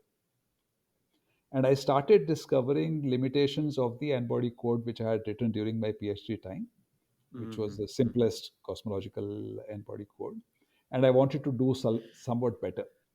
hmm, hmm. And I first wrote a different kind of a high resolution code and then discovered that it's way too slow. It'll take me enormous amount of time to get anything practical done. And it also had some issues with accuracy for cosmological applications. So at that stage, taking a cue from some very early work which George Ribicki had done Hmm. on putting periodic boundary conditions for tree codes, I developed a new method, new algorithm for doing cosmological and body simulations, which was uh, very accurate and much faster than the existing high resolution methods. High resolution. Nice. Nice. So that essentially came out of discussions with various people like Martin White, Volker Springel, and so on. And that allowed me to at least see that I can. So there are signatures of the cosmological model in clustering, but not at the second moment level. It is there in Mm, the higher moment. But then we also realized that the errors of measurement at higher moments are much larger, and we larger. still may not be able to differentiate. Anyhow, that led to development of this particular algorithm and code, Mm. and So this is that TreePM. That is the this one is the which led TreePM to code. the Yeah, the yeah, famous TreePM. yes, That's famous uh, TreePM code, which is nice, now nice. as a part of pretty much every cosmological simulation code. Wonderful, wonderful. So, can you give a very brief gist, because it's I know that it's a n-body simulation based kind of Right, approach. right. Very short gist, if you can tell us about a Yeah. little bit. So, Uh, if you want to model gravitational interaction, you have to solve Poisson equation, mm, mm, right? Now, earlier methods were used to solve Poisson equation either in Fourier space, in which case you have to use a fast Fourier transform, fast version. which Yes. means that you have to use a grid, Mm, mm, and the grid size will limit the resolution of the code. mm. Code. Okay. Okay. There were real space-based methods, which used either tree or moments or something, Mm, where it was very difficult to impose periodic boundary conditions. Okay, so what I did was to say that I will write down the Poisson equation, but mm, now I will partition the Poisson equation into two. So it's mm. partitioning of unity, and I will write down two separate equations: one for the long range potential, one for the short range potential. Short range potential. Okay. Mm. Long range I will solve in Fourier space. Short range I will solve using tree. Nice. Nice. And because mathematically I have ensured that when I add them up, I'll get the full answer. Mm, mm. Uh, I have a very sound mathematical basis for doing this. Doing this. Earlier, Okay. people were doing an ad hoc summation. Mm, So there's mm, a type of code called PQDEM, particle mm, particle particle based codes, where a correction is added to whatever you have from the Fourier based fast Fourier based methods. mm, mm, mm, But that leads to strong inaccuracies because the mesh based methods give you a highly anisotropic force, mm, and mm, a correction which is isotropic cannot get rid of those anisotropies. So with TreePM, by doing a formal partitioning and taking care that the long range potential is the only one which is being solved through Fourier methods, mm, one mm. gets rid of those anisotropies. No, isotropies. Nice. So it Nice. turned out to be much more accurate and much faster. Mm. Rarely happens, but it happened, and Yeah. it's, Yeah. it's It's something which very I'm very unusual. proud of. Yeah. Yeah. Yeah, yeah, it's a kind of remarkable thing. So if listeners are more interested, I would be anyway linking this in the reference. I would urge people to go and check. It's a very interesting kind of piece. Now I assume, again, I'm talking slightly more from a conventional physics viewpoint. This probably has also implications towards dark energy aspect of the problem, because you would be able to now get something, at least a clue in understanding these kind of Not from here. That not that from here. requires Okay. no. That requires a Mm, different approach because mm. dark energy is something which cannot be modeled properly at a non-relativistic level. Okay. Whereas Okay. all the cosmological and body simulations work in the weak field non-relativistic limit of general relativity. General relativity. Okay. So Okay. one has to write a numerical relativity code to do that, Mm, mm. which is much Okay. harder. So we Okay. did that Okay. also later, much later, Oh, okay. but Okay. that's a completely different ballgame. Completely different model. Okay. Nice. Nice. uh, I, as a, again, as a curiosity based question, one of the fascinating elements of understanding the problem of both dark matter and dark energy is to identify within the framework of observable universe some potential candidates, which is still an open challenge, right? Which is not, that's not been actually solved at all. Uh, what are your thoughts, Jaspreet? Because this search, it really is telling us that whatever we are observing is a very small part of what is there. And this is actually probably one of the greatest challenges to human knowledge. And could you just tell us about a little Right. bit more about your thoughts on this? Yeah. So let me start with dark energy. Yeah, yeah, Okay. So dark energy we think is responsible for accelerated expansion of the yeah. universe, and it's an idea which has kind of come and gone several times, but in its present incarnation, which starts in 1997-98, it has now been firmly rooted in the standard cosmological model. Cosmology. Yeah. Uh, the properties which we require of dark energy are very unusual, and we cannot easily produce that using well-known matter fields. Mm, Okay, mm, the only place where we get something similar are grand unified theories, but then we are off by about 120 orders of magnitude. So that mm, clearly is not the answer. The answer lies somewhere else. mm, mm, Now, since the energy scale of dark energy is so low, okay, what we have to do is to think of some effective model. We mm. cannot take standard particle physics models and hope to produce this, because we are Produce looking at this. an energy level which is tens of orders of magnitudes lower than the electron mass.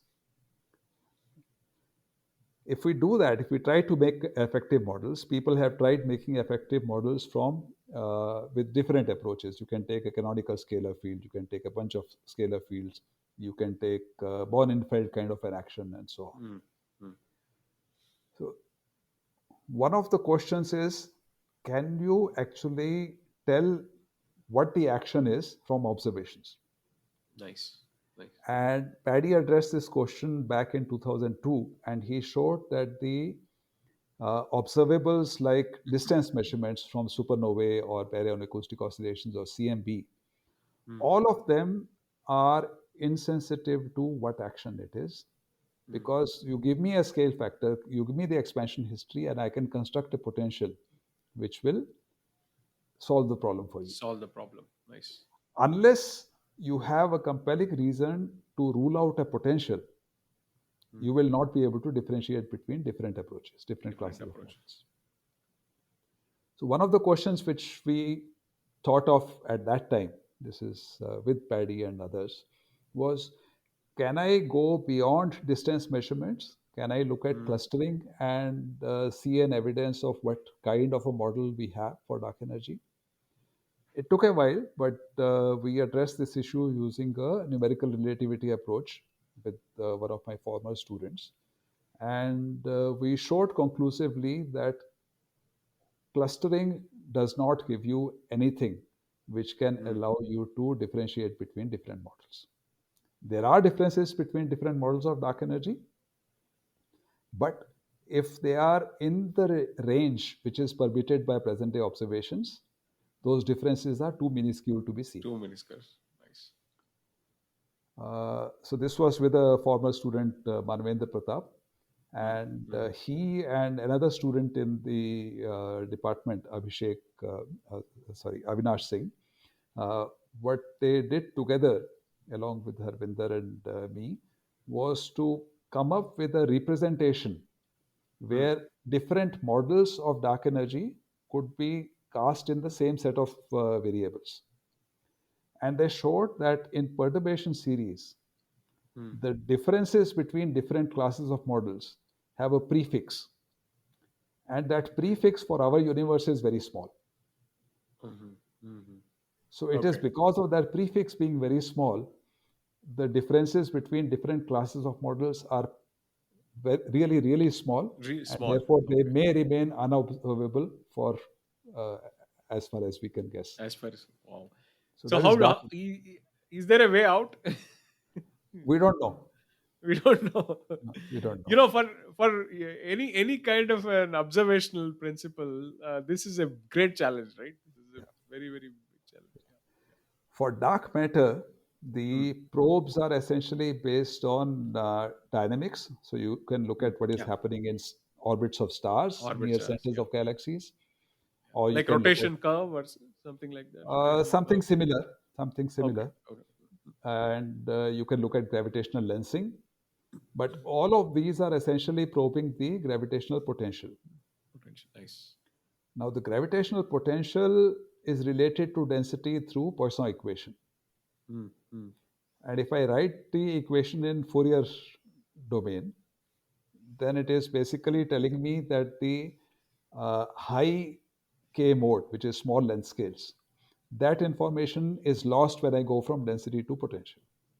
nice, nice. And differences in different types of dark matter models will only show up over there. Mm, mm. So, therefore, using astronomical observations to say what type of dark matter you have is going to be hard. Hard. Okay. But thankfully, it is not impossible. Mm-hmm. Okay. Mm. Where dark energy, it seems that the next 10, Yeah. 20 years, you can just forget about it. Here, there is still some hope. Some hope. There is additional hope that if it is some fundamental particle, which Mm, is the dark matter particle, then in that case, it may decay, it may annihilate, and that may give you some signal. So people are pursuing that approach. And people are also trying to do laboratory experiments for detecting mm, dark matter because unless it is a completely independent sector in mm. the matter field, it should have some interaction. Interaction. Okay. Okay, so people try to look for signature of interaction with something where nothing could have come, nothing known could have come.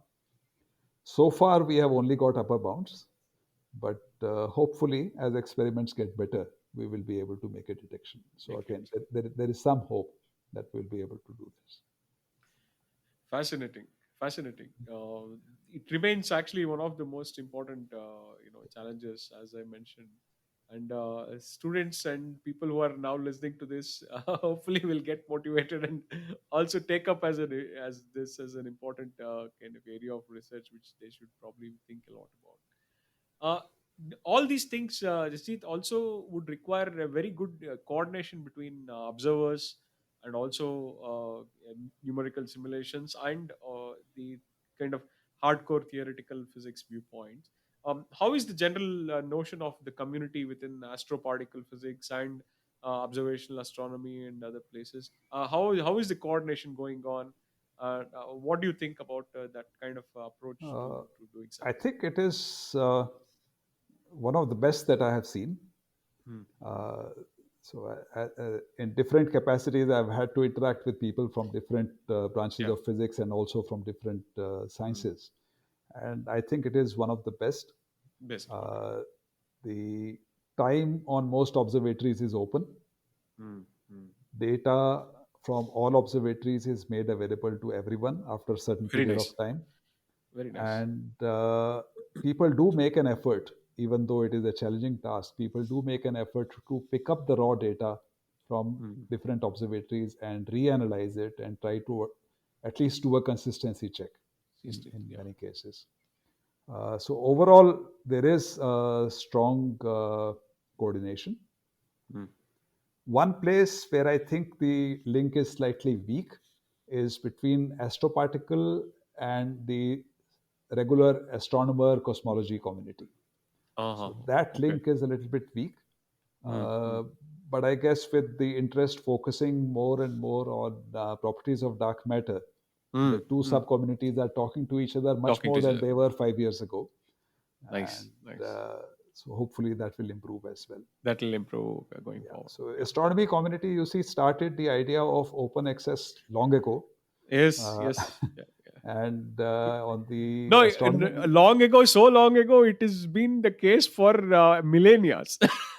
To be very frank, if you look at Well, Tycho Brahe, also was the one who motivated Kepler to take it further, and then subsequently everybody, so to no, speak. if you look at the Yeah, current internet era, then the yeah, astronomy yeah, data yeah, system, which was set up about 30 years ago, yeah, yeah, yeah. all astronomy journals from volume one are available over there. Oh, wonderful, wonderful. That's excellent. That's excellent. No, that is one thing which is probably the scientific community has to kind of take it forward and maybe adapt that viewpoint. because even if you look at one of the first adaptations, or rather the welcoming kind of notion among the scientist community towards archive was high energy physics, astrophysics, and only then later on others also started pitching in. And that is an important point what you mentioned. That's a very critical element. See, there are two things which come out of this. One is that no data gets wasted. Mm, Okay. mm, Even if the person exactly. who collected the data collected it for some specific purpose and they analyzed it, sometimes there is a lot more to that data than that specific Absolutely. research. Very nice. And in case the person who collected the data doesn't want to do the analysis or share the results of analysis, others can always come along and do it. Do it. Nice. Yeah. Nice. So that Wonderful. way, This is it's a very good use of resources. absolutely, absolutely very good use of resources, both in terms of the data and also the human aspect of the resource. That's a wonderful thing. So we're going to also kind of broaden the scope. Before I do that, I would also want to know your transition from HRI, because you worked in HRI for almost 10 years, and then you also moved to ISER Mohali. Tell us a little bit about your experience both at HRI and then moving into Mohali. When I joined HRI, the institute was still being set up in terms Yeah, of yeah. structure, although most people who kind of worked there for long were already in place. Uh, the institute was just moving out of project mode, Mhm, mhm. and I think soon after joining, I was told that we have lots of money to buy a telescope. Ah. Okay. So I said, yeah, but what will we do with the telescope over here? That is not very useful. So then I Mm, asked how much mm. money is there. So it turned out to be a substantial amount. So we Ah, said, let's ah, buy a small telescope, ah, which can be used for some stuff, ah. but use rest of the money for something else. Else, yeah. There was interestingly support for that. Ah, good, good. And we managed to get a desktop computer for every student in postdoc. Till Nice, then, nice, only faculty members had that, and nice.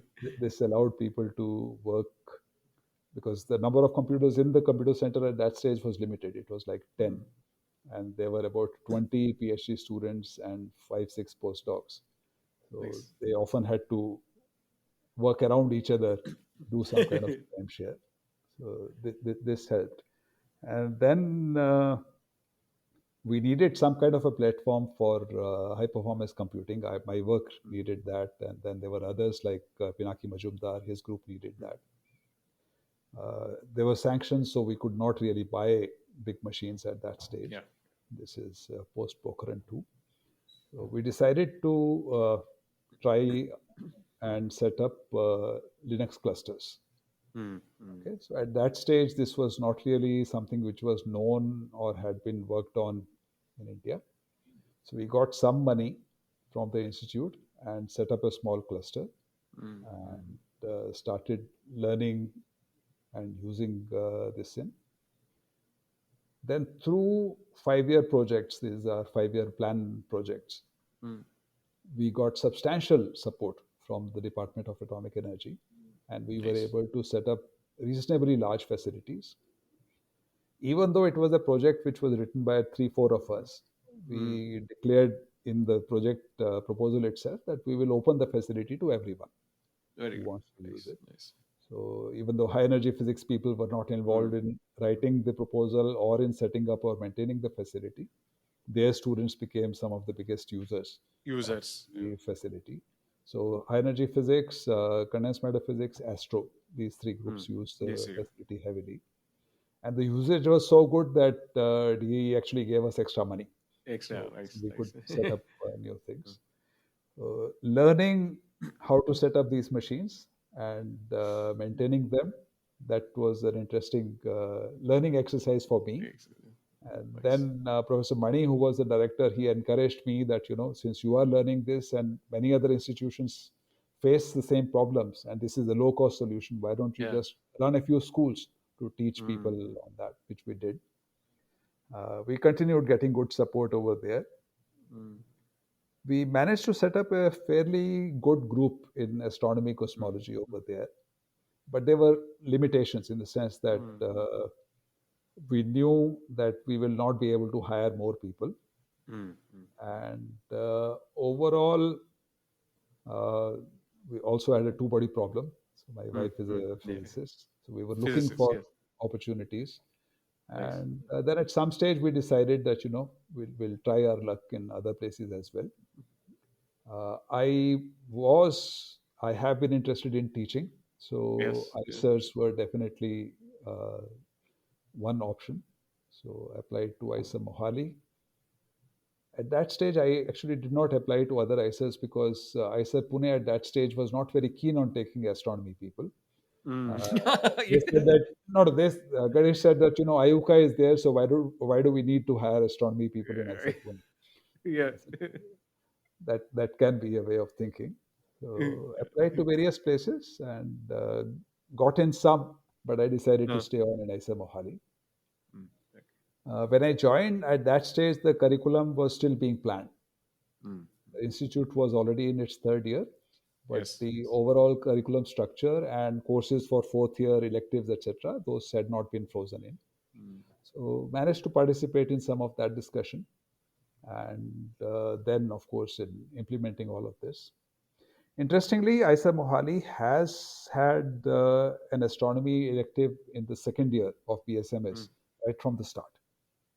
nice. So initially, it was taught by Rajaram Nityanand and Yes, Dipankar yes. Acharya, and then later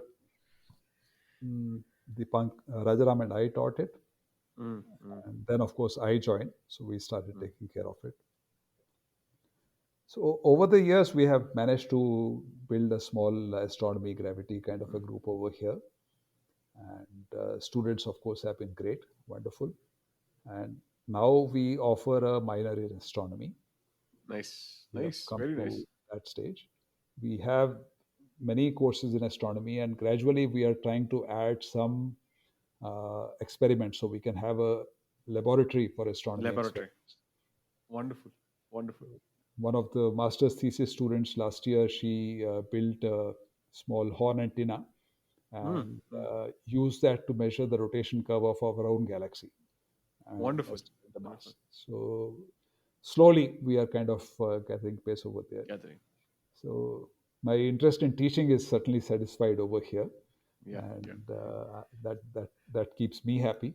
Yeah, And absolutely, Chandigarh absolutely. Mohali is a lovely place to be in, Nice. very close to Himachal, so we can run away to the hills every now Yes. and then. Nice, nice. It's been No, wonderful. it's also a great set of people. In fact, that Yeah. is a yeah, important part also in that sense.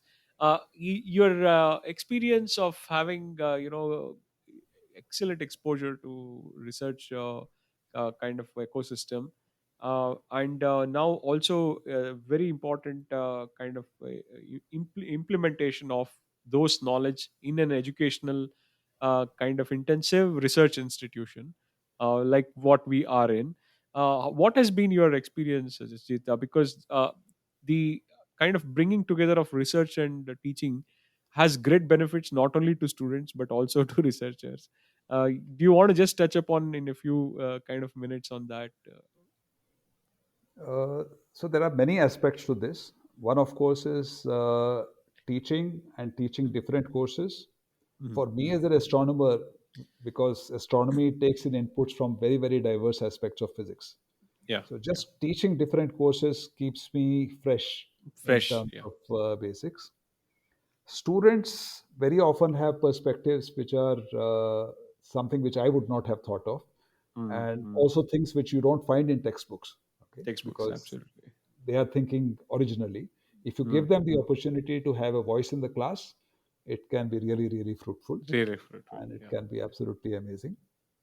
The other is that almost all of these students want to get involved in research, and Mm, they want to mm. get involved in research from an early stage. So I have been Yeah. experimenting with giving challenging problems even to first year students. Mm, But what I do, and this is something I should definitely credit Satyajit Rath with, Uh-huh. In early years, when I was Dean R&D, he Uh, was uh, the Research Advisory Committee. Committee. Okay. He Okay. asked very pointedly that, what are you doing about undergraduate research? Mm, So mm, then I had a long conversation with him to understand what he meant. mm. So after that, I started giving these challenging problems to groups of students. So not to one Nice. student, but Mm, to groups of students and see how they perform. So initially, the idea was to just give them problems which have been solved mm. so that hopefully they are able to repeat the analysis and learn all the skills along the way. But gradually, I have started throwing completely open things also. Nice. And it's been interesting. Many times they lead to a new direction New in direction. research as well. Absolutely. Absolutely. Wonderful. Wonderful. This is a very important part of the amalgamation, so to speak, of both research and teaching. It also leads one and kind of enthuses the the researchers also to look at things in a slightly different way, because merely the fact that somebody is still young doesn't mean that they cannot have kind of peripheral ideas which might actually become mainstream very quickly at some point of time. Yeah. So now that we have discussed kind of a very brief overview of what is your current interest, Jasjeet, what you and your group are working on, could you tell us a little bit about that? Yeah. Uh, So I have three or four different streams in which I'm working currently. mhm, One area where I have actually invested a lot of time in the last few years is gravitational lensing. mm. So this is something which was actually an offshoot of my graduate school project with Varun Sahni. Oh And, wow! no, so Mm, he wanted me to look at a catastrophe theory based analysis of mm, Gaussian random fields and whether these catastrophes are related to structures which form in n-body simulations. mm, mm. This was in two dimensions. It turns out that when we do gravitational lensing, the equations are the same, which Same, means the nice, nice, similar analysis holds over here. So I mapped that knowledge into gravitational lensing at some stage. wonderful. And Mm. one of my former students, he started looking at characteristics of what are referred to as unstable singularities Single. in Mm, these maps. mhm. So all the multiple imaging in the gravitational lensing happens because of singularities in the map. Okay, And okay. there are two stable types of singularities which people have been working on since the beginning. And Mm, there are three unstable types, which people have not worried about because they are unstable, rare. And mm, there had been some work about 15 years ago, which mm. argued that these are so rare that you will see at most one in the entire sky. Sky, Okay. nice. So most people did not pay attention. We just decided to take a look at this. And as we started exploring, we realized that these are not so unstable after all. And Mm-hmm, if we mm-hmm. take realistic models of gravitational clusters, then the frequency with which they should occur should be much higher than the earlier Higher. estimate. Okay. So we pushed that idea, and this year, one group from France has reported discovery of three of these unstable types in one single cluster. So Wow, wonderful. and that's informally, they that's have told us that they have many more things lined up, and that's kind of coming to fruition. Our wonderful. motivation to look for this was the large number of all sky surveys which are coming up with the Mm, mm, Euclid Dark Energy Survey and with JWST, the mm, kind of mm, modeling which will be possible. We thought that it should reveal more stuff. And that was mm, our mm, motivation. And it's nice to see that even before JWST results have started pouring in, there is mm, already some discoveries. Along the way, again, this was triggered by students that mm. gravitational waves have been discovered. What about Uh, lensing of gravitational waves? oh Okay, wow. Okay, that's interesting. so we started looking at it, and uh, standard lensing goes through exactly as huh. it does for electromagnetic waves. No surprises there. Mm, mm. But one thing which we realized was that wavelength of gravitational waves which are being observed are enormous. Okay, we are Okay. observing things which are at 100 hertz. Okay, you are talking Yeah. about Yeah. 1,000 kilometers. Kilometers. If you Exactly. Yeah. have a gravitational lens, which is like a star or a Uh black huh. hole, then the path difference can be of this order. Wow. Okay. Okay, Okay. so you can see interference. Beautiful. Nice. So Nice. we started exploring the impact of the wave nature in lensing of gravitational waves, and what impact that has on That observations. is And wonderful. there's some very nice work over there with Ashish Meena, who was a PhD student, and Uh huh. Rahul Ramesh, who was a master's thesis. So his master's thesis had some very interesting work a few Fantastic. years ago. The other area of galaxy formation and structure formation continues. So Mm, in that, we are essentially trying poking at some gray areas which have not been sorted out, mm, because the mm. community in the last 15 years has taken the approach that, we know the standard cosmological model now, so I'll just do bigger and bigger simulations. Why bother trying to understand nitty gritty? Nitty-gritties. So we said, okay, we'll focus on the nitty gritty. You guys do big simulations.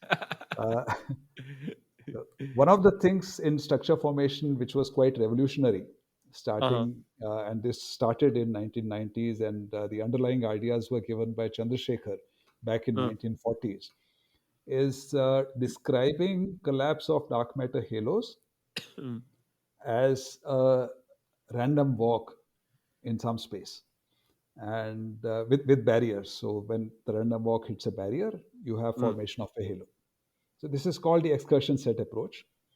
And the way the approach has been formulated is that you can take out details of the cosmological model and you can hide the initial conditions. initial. Nice. So it's a Nice. universal formalism in some sense.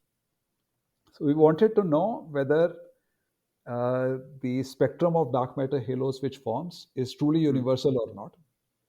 So we did a whole bunch of numerical experiments. So this was mm, tried mm. earlier. We couldn't complete that at that time, but a PhD student who is finishing now, Swati Gawas, she managed to do a very comprehensive job and Mm, demonstrate that there are departures from universality.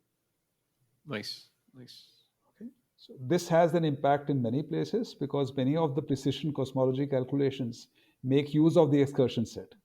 Said okay. Okay? So Okay. they need to tweak things a little bit. Mm, And mm. right now, she is trying to pinpoint exactly where this non universality is coming from. Coming from. Okay. Okay. So she is Wonderful. going deeper into that hole. She's also done some other interesting work, which we are writing up. So this has to do with this potentially has something to do with the Hubble tension. So Mm, people keep mm, talking about different measurements of Hubble's constant, which are disparate and inconsistent with each other. Uh, so what she has done is to use n-body simulations to ask that, suppose I have these galaxies which are forming in halos, and I put my mm-hmm, mm, observers over there. mm. An observer sitting in the observatory doesn't know which way the other galaxies are moving. Moving. Okay. Okay. Okay, so they only know the total motion, which is expansion plus gravitational clustering induced motion. So in a simulation, I can ask, because I can put my observer anywhere in any of Mm, the mm. galaxies, I can ask what will be the distribution of measured values. Nice. Nice. Okay. And she has been able to show that that distribution is broad enough that the small scale measurements can be quite different from the large scale measurements. That's good. Okay. So that is something. Wonderful. And in galaxy formation, we started a project led mainly by Nissim Kanikar and Jairam Changulu at Mm, mm. NCRH. So this was Yeah. started Yeah. about Listen. 5, 6 years ago Mm. on measuring hydrogen content, atomic hydrogen content of galaxies at moderate redshifts. So Okay. this became possible with the upgraded GMRT, Mm, and mm. main analysis of that is done. We are doing some more work over there. And with one of my PhD students, we are trying to now make predictions based on these results for future surveys, which will come up with the square kilometer array. And a Wonderful. few other Wonderful. odds and ends in galaxy formation, which we continue working on. Yeah, I see that you also mentor a lot of undergraduate students, right? Yeah. Uh, Pause. Yeah. Yeah. So, going further, you can also elaborate a little bit more about the research you do with your undergraduate students and also the PhD students. Yeah. Yeah.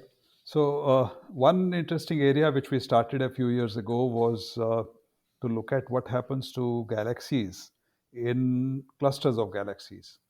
Hmm. So, there was a calculation done about 50 years ago, which argued that clusters of galaxies have so much of hot gas that any Hmm. galaxy moving through the cluster will lose its gas. The cold gas will just be pushed out because galaxies move at about 1000, 2000 kilometers per second in that hot environment. All the Hmm. cold Hmm. gas will be lost. So then the observational puzzle has been that we continue to see some galaxies in clusters of galaxies which are still retaining some gas and forming stars. Hmm. So this begs for an explanation. Hmm. And along with a postdoc and a PhD student, we created a slightly more detailed model Hmm. to try and understand this. And we realized that the main reason why galaxies are able to retain some gas is that the galactic disk is not homogeneous, whereas the simplified calculations which were done earlier, they assume that it is homogeneous. So when we account for inhomogeneities, then we can explain at least part of retention of gas. Another part is explained, and this was done by another group, is that there are some regions where the gas is still falling into the clusters. And if the gas Hmm. galaxy falls along with that gas, it faces less pressure. And right Nice. now, we're looking at what magnetic fields do for retention.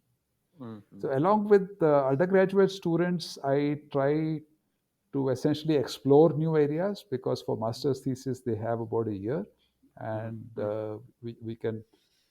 we can at least sow the seed for a full blown research Br- problem. Of course, Absolutely there are some right. students who are very bright and who are very quick, and they latch on and they are able to Hmm. produce excellent research within 1 year. But for most of them, essentially, they are able to test ideas on whether they will actually lead to something or not. Nice.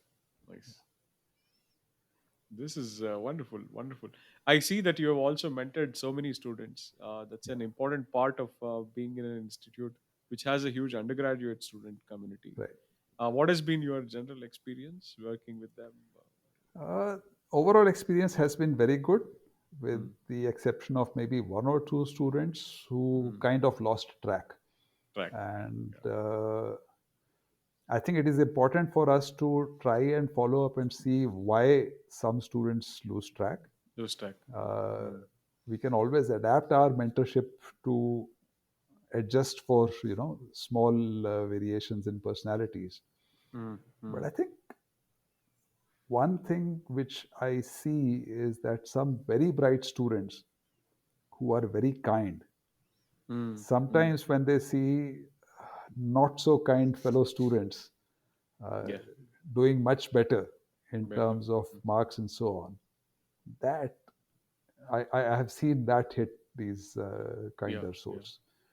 Yeah. And yeah, one can try to counsel them, but doesn't always work. Life is not always Yeah. fair, Yeah. and Yeah. one has to account for the fact, and we also understand ourselves and account for our own personality in what we are going to get at the end of the day, Absolutely. Absolutely. and be satisfied with it, because you have to be yourself. If you are not yourself, then you will essentially unnecessarily stress yourself out, and Absolutely. that leads to even more unpleasant results. So overall the experience has been fairly good, and the idea is to give students an over ownership of the project which they are doing, Mm, mm, because it cannot be that a master's thesis project which extends over 2 semesters becomes like a standard problem solving where they are mm. guided, do this, do this, do this, and then Yeah. something will pop out of the computer or and result of the calculation. They need to take an ownership and understand Mm, and be invested in that. And when that happens, results are absolutely wonderful. Even if they are not able to reach or get spectacular results, at the very least, they are able to figure out how to pose and solve a problem. Absolutely right. And Absolutely. then later on, no matter what they go and do, whether they are in academia or industry or some other job or in teaching, they will be able to do well. Okay. Beautifully put. That That's I right. think is a skill which we need to impart in our students, the Student. Yeah. ability to figure out how to learn and solve problems. Absolutely right. In fact, you also mentioned that you're intrigued by learning. I really like that phase. It's something all of us, not only as researchers but also as teachers, have to be intrigued by that, because it's a fascinating process, both at a psychological level and also at a epistemological logical level. Have you thought a little bit more on that, Jasjeet, in terms of the way students do grasp things? Not only just students, anybody who is learning. It's a very fascinating question. I do appreciate the point what you have already put it there. Could you Right. please elaborate a little bit on that? See, the learning has to be active. Hmm. If you want to learn anything, if anyone wants to learn anything, they have to immerse themselves in that subject and they have to do things. They have to, uh, it is not just reading something from a textbook or listening to a lecture. They have to be able to reproduce results, reproduce and develop their own concept map Hmm. Hmm. for, for whatever they are trying to learn and have their own view of things. In science, I think we underplay the role of this building your own concept map, Absolutely right. Absolutely right. but it is exceedingly important. And it can only be done by doing, not by listening, not just by reading. Okay. Precisely right. Precisely right. Yeah. And one thing which accelerates this enormously is good peer interaction. Mm, mm, Okay. So I always try to recommend students that, when you're learning a subject, find a couple of other people who are also trying to do that. mm, mm, Have discussions. It's not that you have to be into each other's heads all the time, but spend, half an hour after the class having a discussion about what has happened, what has been discussed, and mm. how will you approach the problems. And then later on, you can come back and discuss whether that lead succeeded or not. Not Because no very one person can think of all the ideas in the beginning. Okay. precisely right. Yes. But once you know what are the possible ways of looking at a problem by listening to your friends, to your co-workers, and to your teachers, then you develop a more wholesome approach. So I think peer interaction is very important, and doing things yourself is very, very important. Very important. Uh, in fact, I see a regression in these on these counts Mm, after the mm, pandemic because mm, mm. people have so become used to listening to or watching video lectures. Yes. Yes. You're right. Okay. Absolutely right. Yeah. When I joined ISA Mohali, I used to find it strange that I mention a book and students suddenly go search and find the ebook equivalent of that. Today, they don't look for an ebook; they look for lecture, video recorded lectures. Yes. Yes. So I keep Absolutely telling right. that this is even more passive, Passive. and Absolutely right. In fact, I have also written on various different places exactly on this, because there is no substitute to the in-person kind of interaction. It can aid something, but to not actually replace something. That is an important thing. and in terms of doing problems, I really like two quotes. One is from Taylor and Wheeler, Special Mm. Relativity. Yes. So Yes. it starts out by setting up the first moral principle of problem solving, that before you pick up pencil or pen and paper, you should try to guess what the answer is. Answer is You beautiful. don't have to tell anyone, but you should try Yeah. to Yeah. guess what the answer is. And Yes. then you work through. Work Because through. Nice. if you thought right, your intuition will be reinforced. And if you Exactly. thought wrong, you will correct your intuition. The other Agree. is, Sorry, yeah, sorry to interrupt. This is exactly what Fermi tells also, right? There is a very nice quote by Fermi. Yeah, please go ahead. Please go ahead. Please go yeah. ahead. And the other is from Ma's book on statistical physics, Ah, ah, where he says that, if you have not done the problems, you ah. will find the going tough. And if you go Ah, to chapter 2 and you find that you are not understanding it, come back to chapter 1, finish all the problems, yes, yes. then go forward. Very beautifully put. Very beautifully put. No, this is something which is very important for all of us, not just the students, to really grasp this particular point of way to think. Uh, because also part of the training, what we impart or also kind of participate, has to do with the fact that there is kind of an active learning which has to be inculcated, because what you learn is momentary at that time. How you learn probably would get kind of percolated to the future, and that may add a lot more value to way one thinks about these things.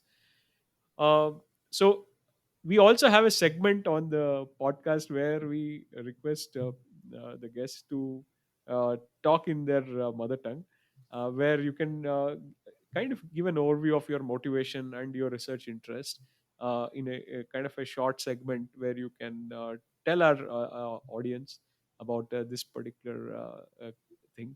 I request you to do that now. Okay. जी, मेरा नाम जसजीत हैगा है। मैं Eicher Mohali च काम करना ਇੱਥੇ physics ਪੜ੍ਹਨਾ ਔਰ ਪੜ੍ਹਾਉਣਾ। ਮੈਨੂੰ ਬਚਪਨ ਤੋਂ ਹੀ ਸਾਇੰਸ ਦਾ ਵਿਗਿਆਨ ਦਾ ਸ਼ੌਂਕ ਸੀ ਤੇ ਹੌਲੀ ਹੌਲੀ ਇਹ ਸ਼ੌਂਕ ਜਿਹੜਾ ਹੈ ਇਹ ਤਾਰਿਆਂ ਵੱਲ ਗਿਆ, ਤਾਰਿਆਂ ਤੋਂ ਫਿਜ਼ਿਕਸ ਵੱਲ ਗਿਆ ਔਰ ਫਿਰ ਮੈਂ ਅੱਗੇ ਫਿਜ਼ਿਕਸ ਦੀ ਪੜ੍ਹਾਈ ਕੀਤੀ ਤੇ ਰਿਸਰਚ ਕੀਤੀ। ਬਾਕੀ ਮੈਂ ਕਈ ਬੱਚਿਆਂ ਨੂੰ ਮਿਲਣਾ, ਕਈ ਸਕੂਲ ਟੀਚਰਸ ਨੂੰ ਮਿਲਣਾ ਜਿਨ੍ਹਾਂ ਨੂੰ ਤਾਰਿਆਂ ਬਾਰੇ, ਬ੍ਰਹਿਮੰਡ ਬਾਰੇ, ਕਾਫੀ ਚੀਜ਼ਾਂ ਦੇ ਬਾਰੇ ਸ਼ੌਂਕ ਹੈਗਾ ਹੈ ਔਰ ਉਹ ਜਾਣਨਾ ਚਾਹੁੰਦੇ ਨੇ, ਹੋਰ ਚੀਜ਼ਾਂ ਜਾਣਨਾ ਚਾਹੁੰਦੇ ਨੇ, ਇਸ ਬਾਰੇ ਪੜ੍ਹਨਾ ਚਾਹੁੰਦੇ ਨੇ। ਉਹਨਾਂ ਨੂੰ ਮੈਂ ਇਹੋ ਕਹਾਂਗਾ ਕਿ ਸ਼ੌਂਕ ਆਪਣਾ ਬਰਕਰਾਰ ਰੱਖੋ, ਪੜ੍ਹਦੇ ਰਹੋ, ਸਿੱਖਦੇ ਰਹੋ ਔਰ ਮੌਜਾਂ ਕਰੋ। Beautiful, beautiful. See, that's also one of the beautiful aspects of Punjabi, because people who can understand Hindi would be able to also appreciate this beautiful language. Very, very beautifully put and succinctly kind of summarized. Just slightly opening it up and make it little bit more lighter. A scientist is not only about doing science. The person, the human being, actually would have varied interest. I Right. generally ask the people who kind of appear on the podcast to also tell us what interests them in terms of art, music, in terms of movies, or any form of kind of extracurricular stuff. What you are motivated by. Uh, I like reading and I have read a lot of stuff Mm, in yeah, Hindi, Punjabi, as well as in English. I very was nice. fortunate to have libraries around me from a very young age.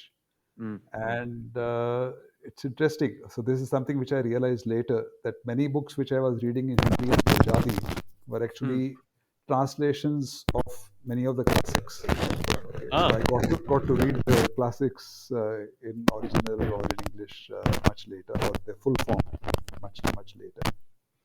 Uh, in reading, I went from fiction to science fiction, back to fiction, and nice, then a nice. lot of non-fiction. uh, Okay. in the last 15 years or so, I have developed more interest in reading about history analysis, Mm, politics, and mm, economic analysis, and so on. mm, mm, I do some amount of reading on that. mm, I like watching movies. mm. In fact, during my thesis writing, my routine used to be start early in the morning, work till around 5 p.m., Uh-huh. and then I would walk from IUCAA to Ond, On, rent, yes. rent a video cassette, come back, watch a movie, Okay. okay, and read a book after that before going to Uh-huh. sleep. So every Uh-huh. day I watched a movie in those 2.5 months when I was writing my thesis. Wow. Wonderful. And Wonderful. yeah, so I really enjoy watching movies. Mm, I like light treks, moderate treks, walking, mm, mm, mm, uh, photography. I mm. listen to a lot of music. Uh, Ah, ah. yeah, so there's always something on, not in office, but typically at home. Some music or Mm. the other is always on. Nice, And nice. Yeah, my son is wants to be a musician, so let's see how Oh, that turns out. wonderful. Does he play any instrument, or Yeah, he is he a plays singer? guitar. He has Ah, learned Hindustani classical vocal and wonderful. harmonium. Yeah, so playing Fantastic. along. Fantastic. Beautiful. A- Beautiful. That's And I very like nice to cooking. know. Cooking. Yeah, Any specific kind of dish, or lots of stuff. I just keep experimenting. So, experimenting? Beautiful. Beautiful. and So, because my family members have survived all these years, so it shouldn't be all that bad. it should- wonderful, wonderful. So, just as we come towards almost to the concluding part of this podcast, uh, uh, in what direction is your work going forward? Could you please let us know what is the kind of thing you would want to pursue, both in terms of research, outreach, and other things? In research, the track on gravitational lensing is going Mm, along nicely, and mm, there are a few more odds and ends which we need to fix. So I suspect mm, that next 3 4 years I'll be spending some time there. There are some things related to formation and evolution of galaxies where I have ideas, mm, uh, which at qualitative level seems to work very well. So I have to mm, see how quantitative I can make them, or whether it is fruitful even to do an exposition in written mm. form of even the qualitative approaches. So these are the two areas where I'm definitely going to be spending some time. And in terms of outreach, I think at present, uh, outreach is extremely important. Mm, mm, That is my perception, mm, because a lot of misinformation, especially about science, is going mm. around on social media. Absolutely right. And Absolutely. it is important that more of us go out, interact with younger students, and essentially uh, guide them to more reliable sources Mm, mm. of information, because a large number of them are seriously interested in sciences, Science. different Yes. aspects of sciences, and hopefully we will be able to provide them an opportunity to grow and get to that stage, and we should see to it that they don't get lost in the rabbit hole of Mm. misinformation. So outreach in that sense is very important at this Important. time. Wonderful. Wonderful. Uh, it's been an absolute pleasure talking to you, Jasjeet. It's of course a learning experience, and also also the exposition and the elaboration of points are so succinct and articulately expressed. So I'm Thank, very thankful to you for joining here on Pratidwani. And thank you. I hope Thank you, Paul. we will also expand on this, because Pratidwani is also evolving as some kind of a seed for oral history kind of an archive, because whatever we are doing it in the couple of hours or 3 hours will become a small seed for Right. a more elaborate expansion of a kind of archives in terms of future historical kind of exposition. And I'm hopeful that these things will help in future exploration of understanding how science is done. Yeah. Yeah. No, it's a wonderful thing that you have started. I've been following at some level, not listening to all the podcasts, but I've been Yeah, following it at some level. yeah, yeah, yeah. It's very I nice. hope also we will do another one at some point of time where we also elaborate on specific aspects Yeah. on particular topics and other things. Yes. That's my Yes. plan going in future, to really expand on this kind of biographical aspect, and Yeah. going more granular into the details and other things. Sounds good. So, Sounds yeah, wonderful. this is Pratidwani, where we try to humanize science, and this time it was Jasjeet Bagla. Thank you very Thank, much. thank you so much. Thank you, Pawan.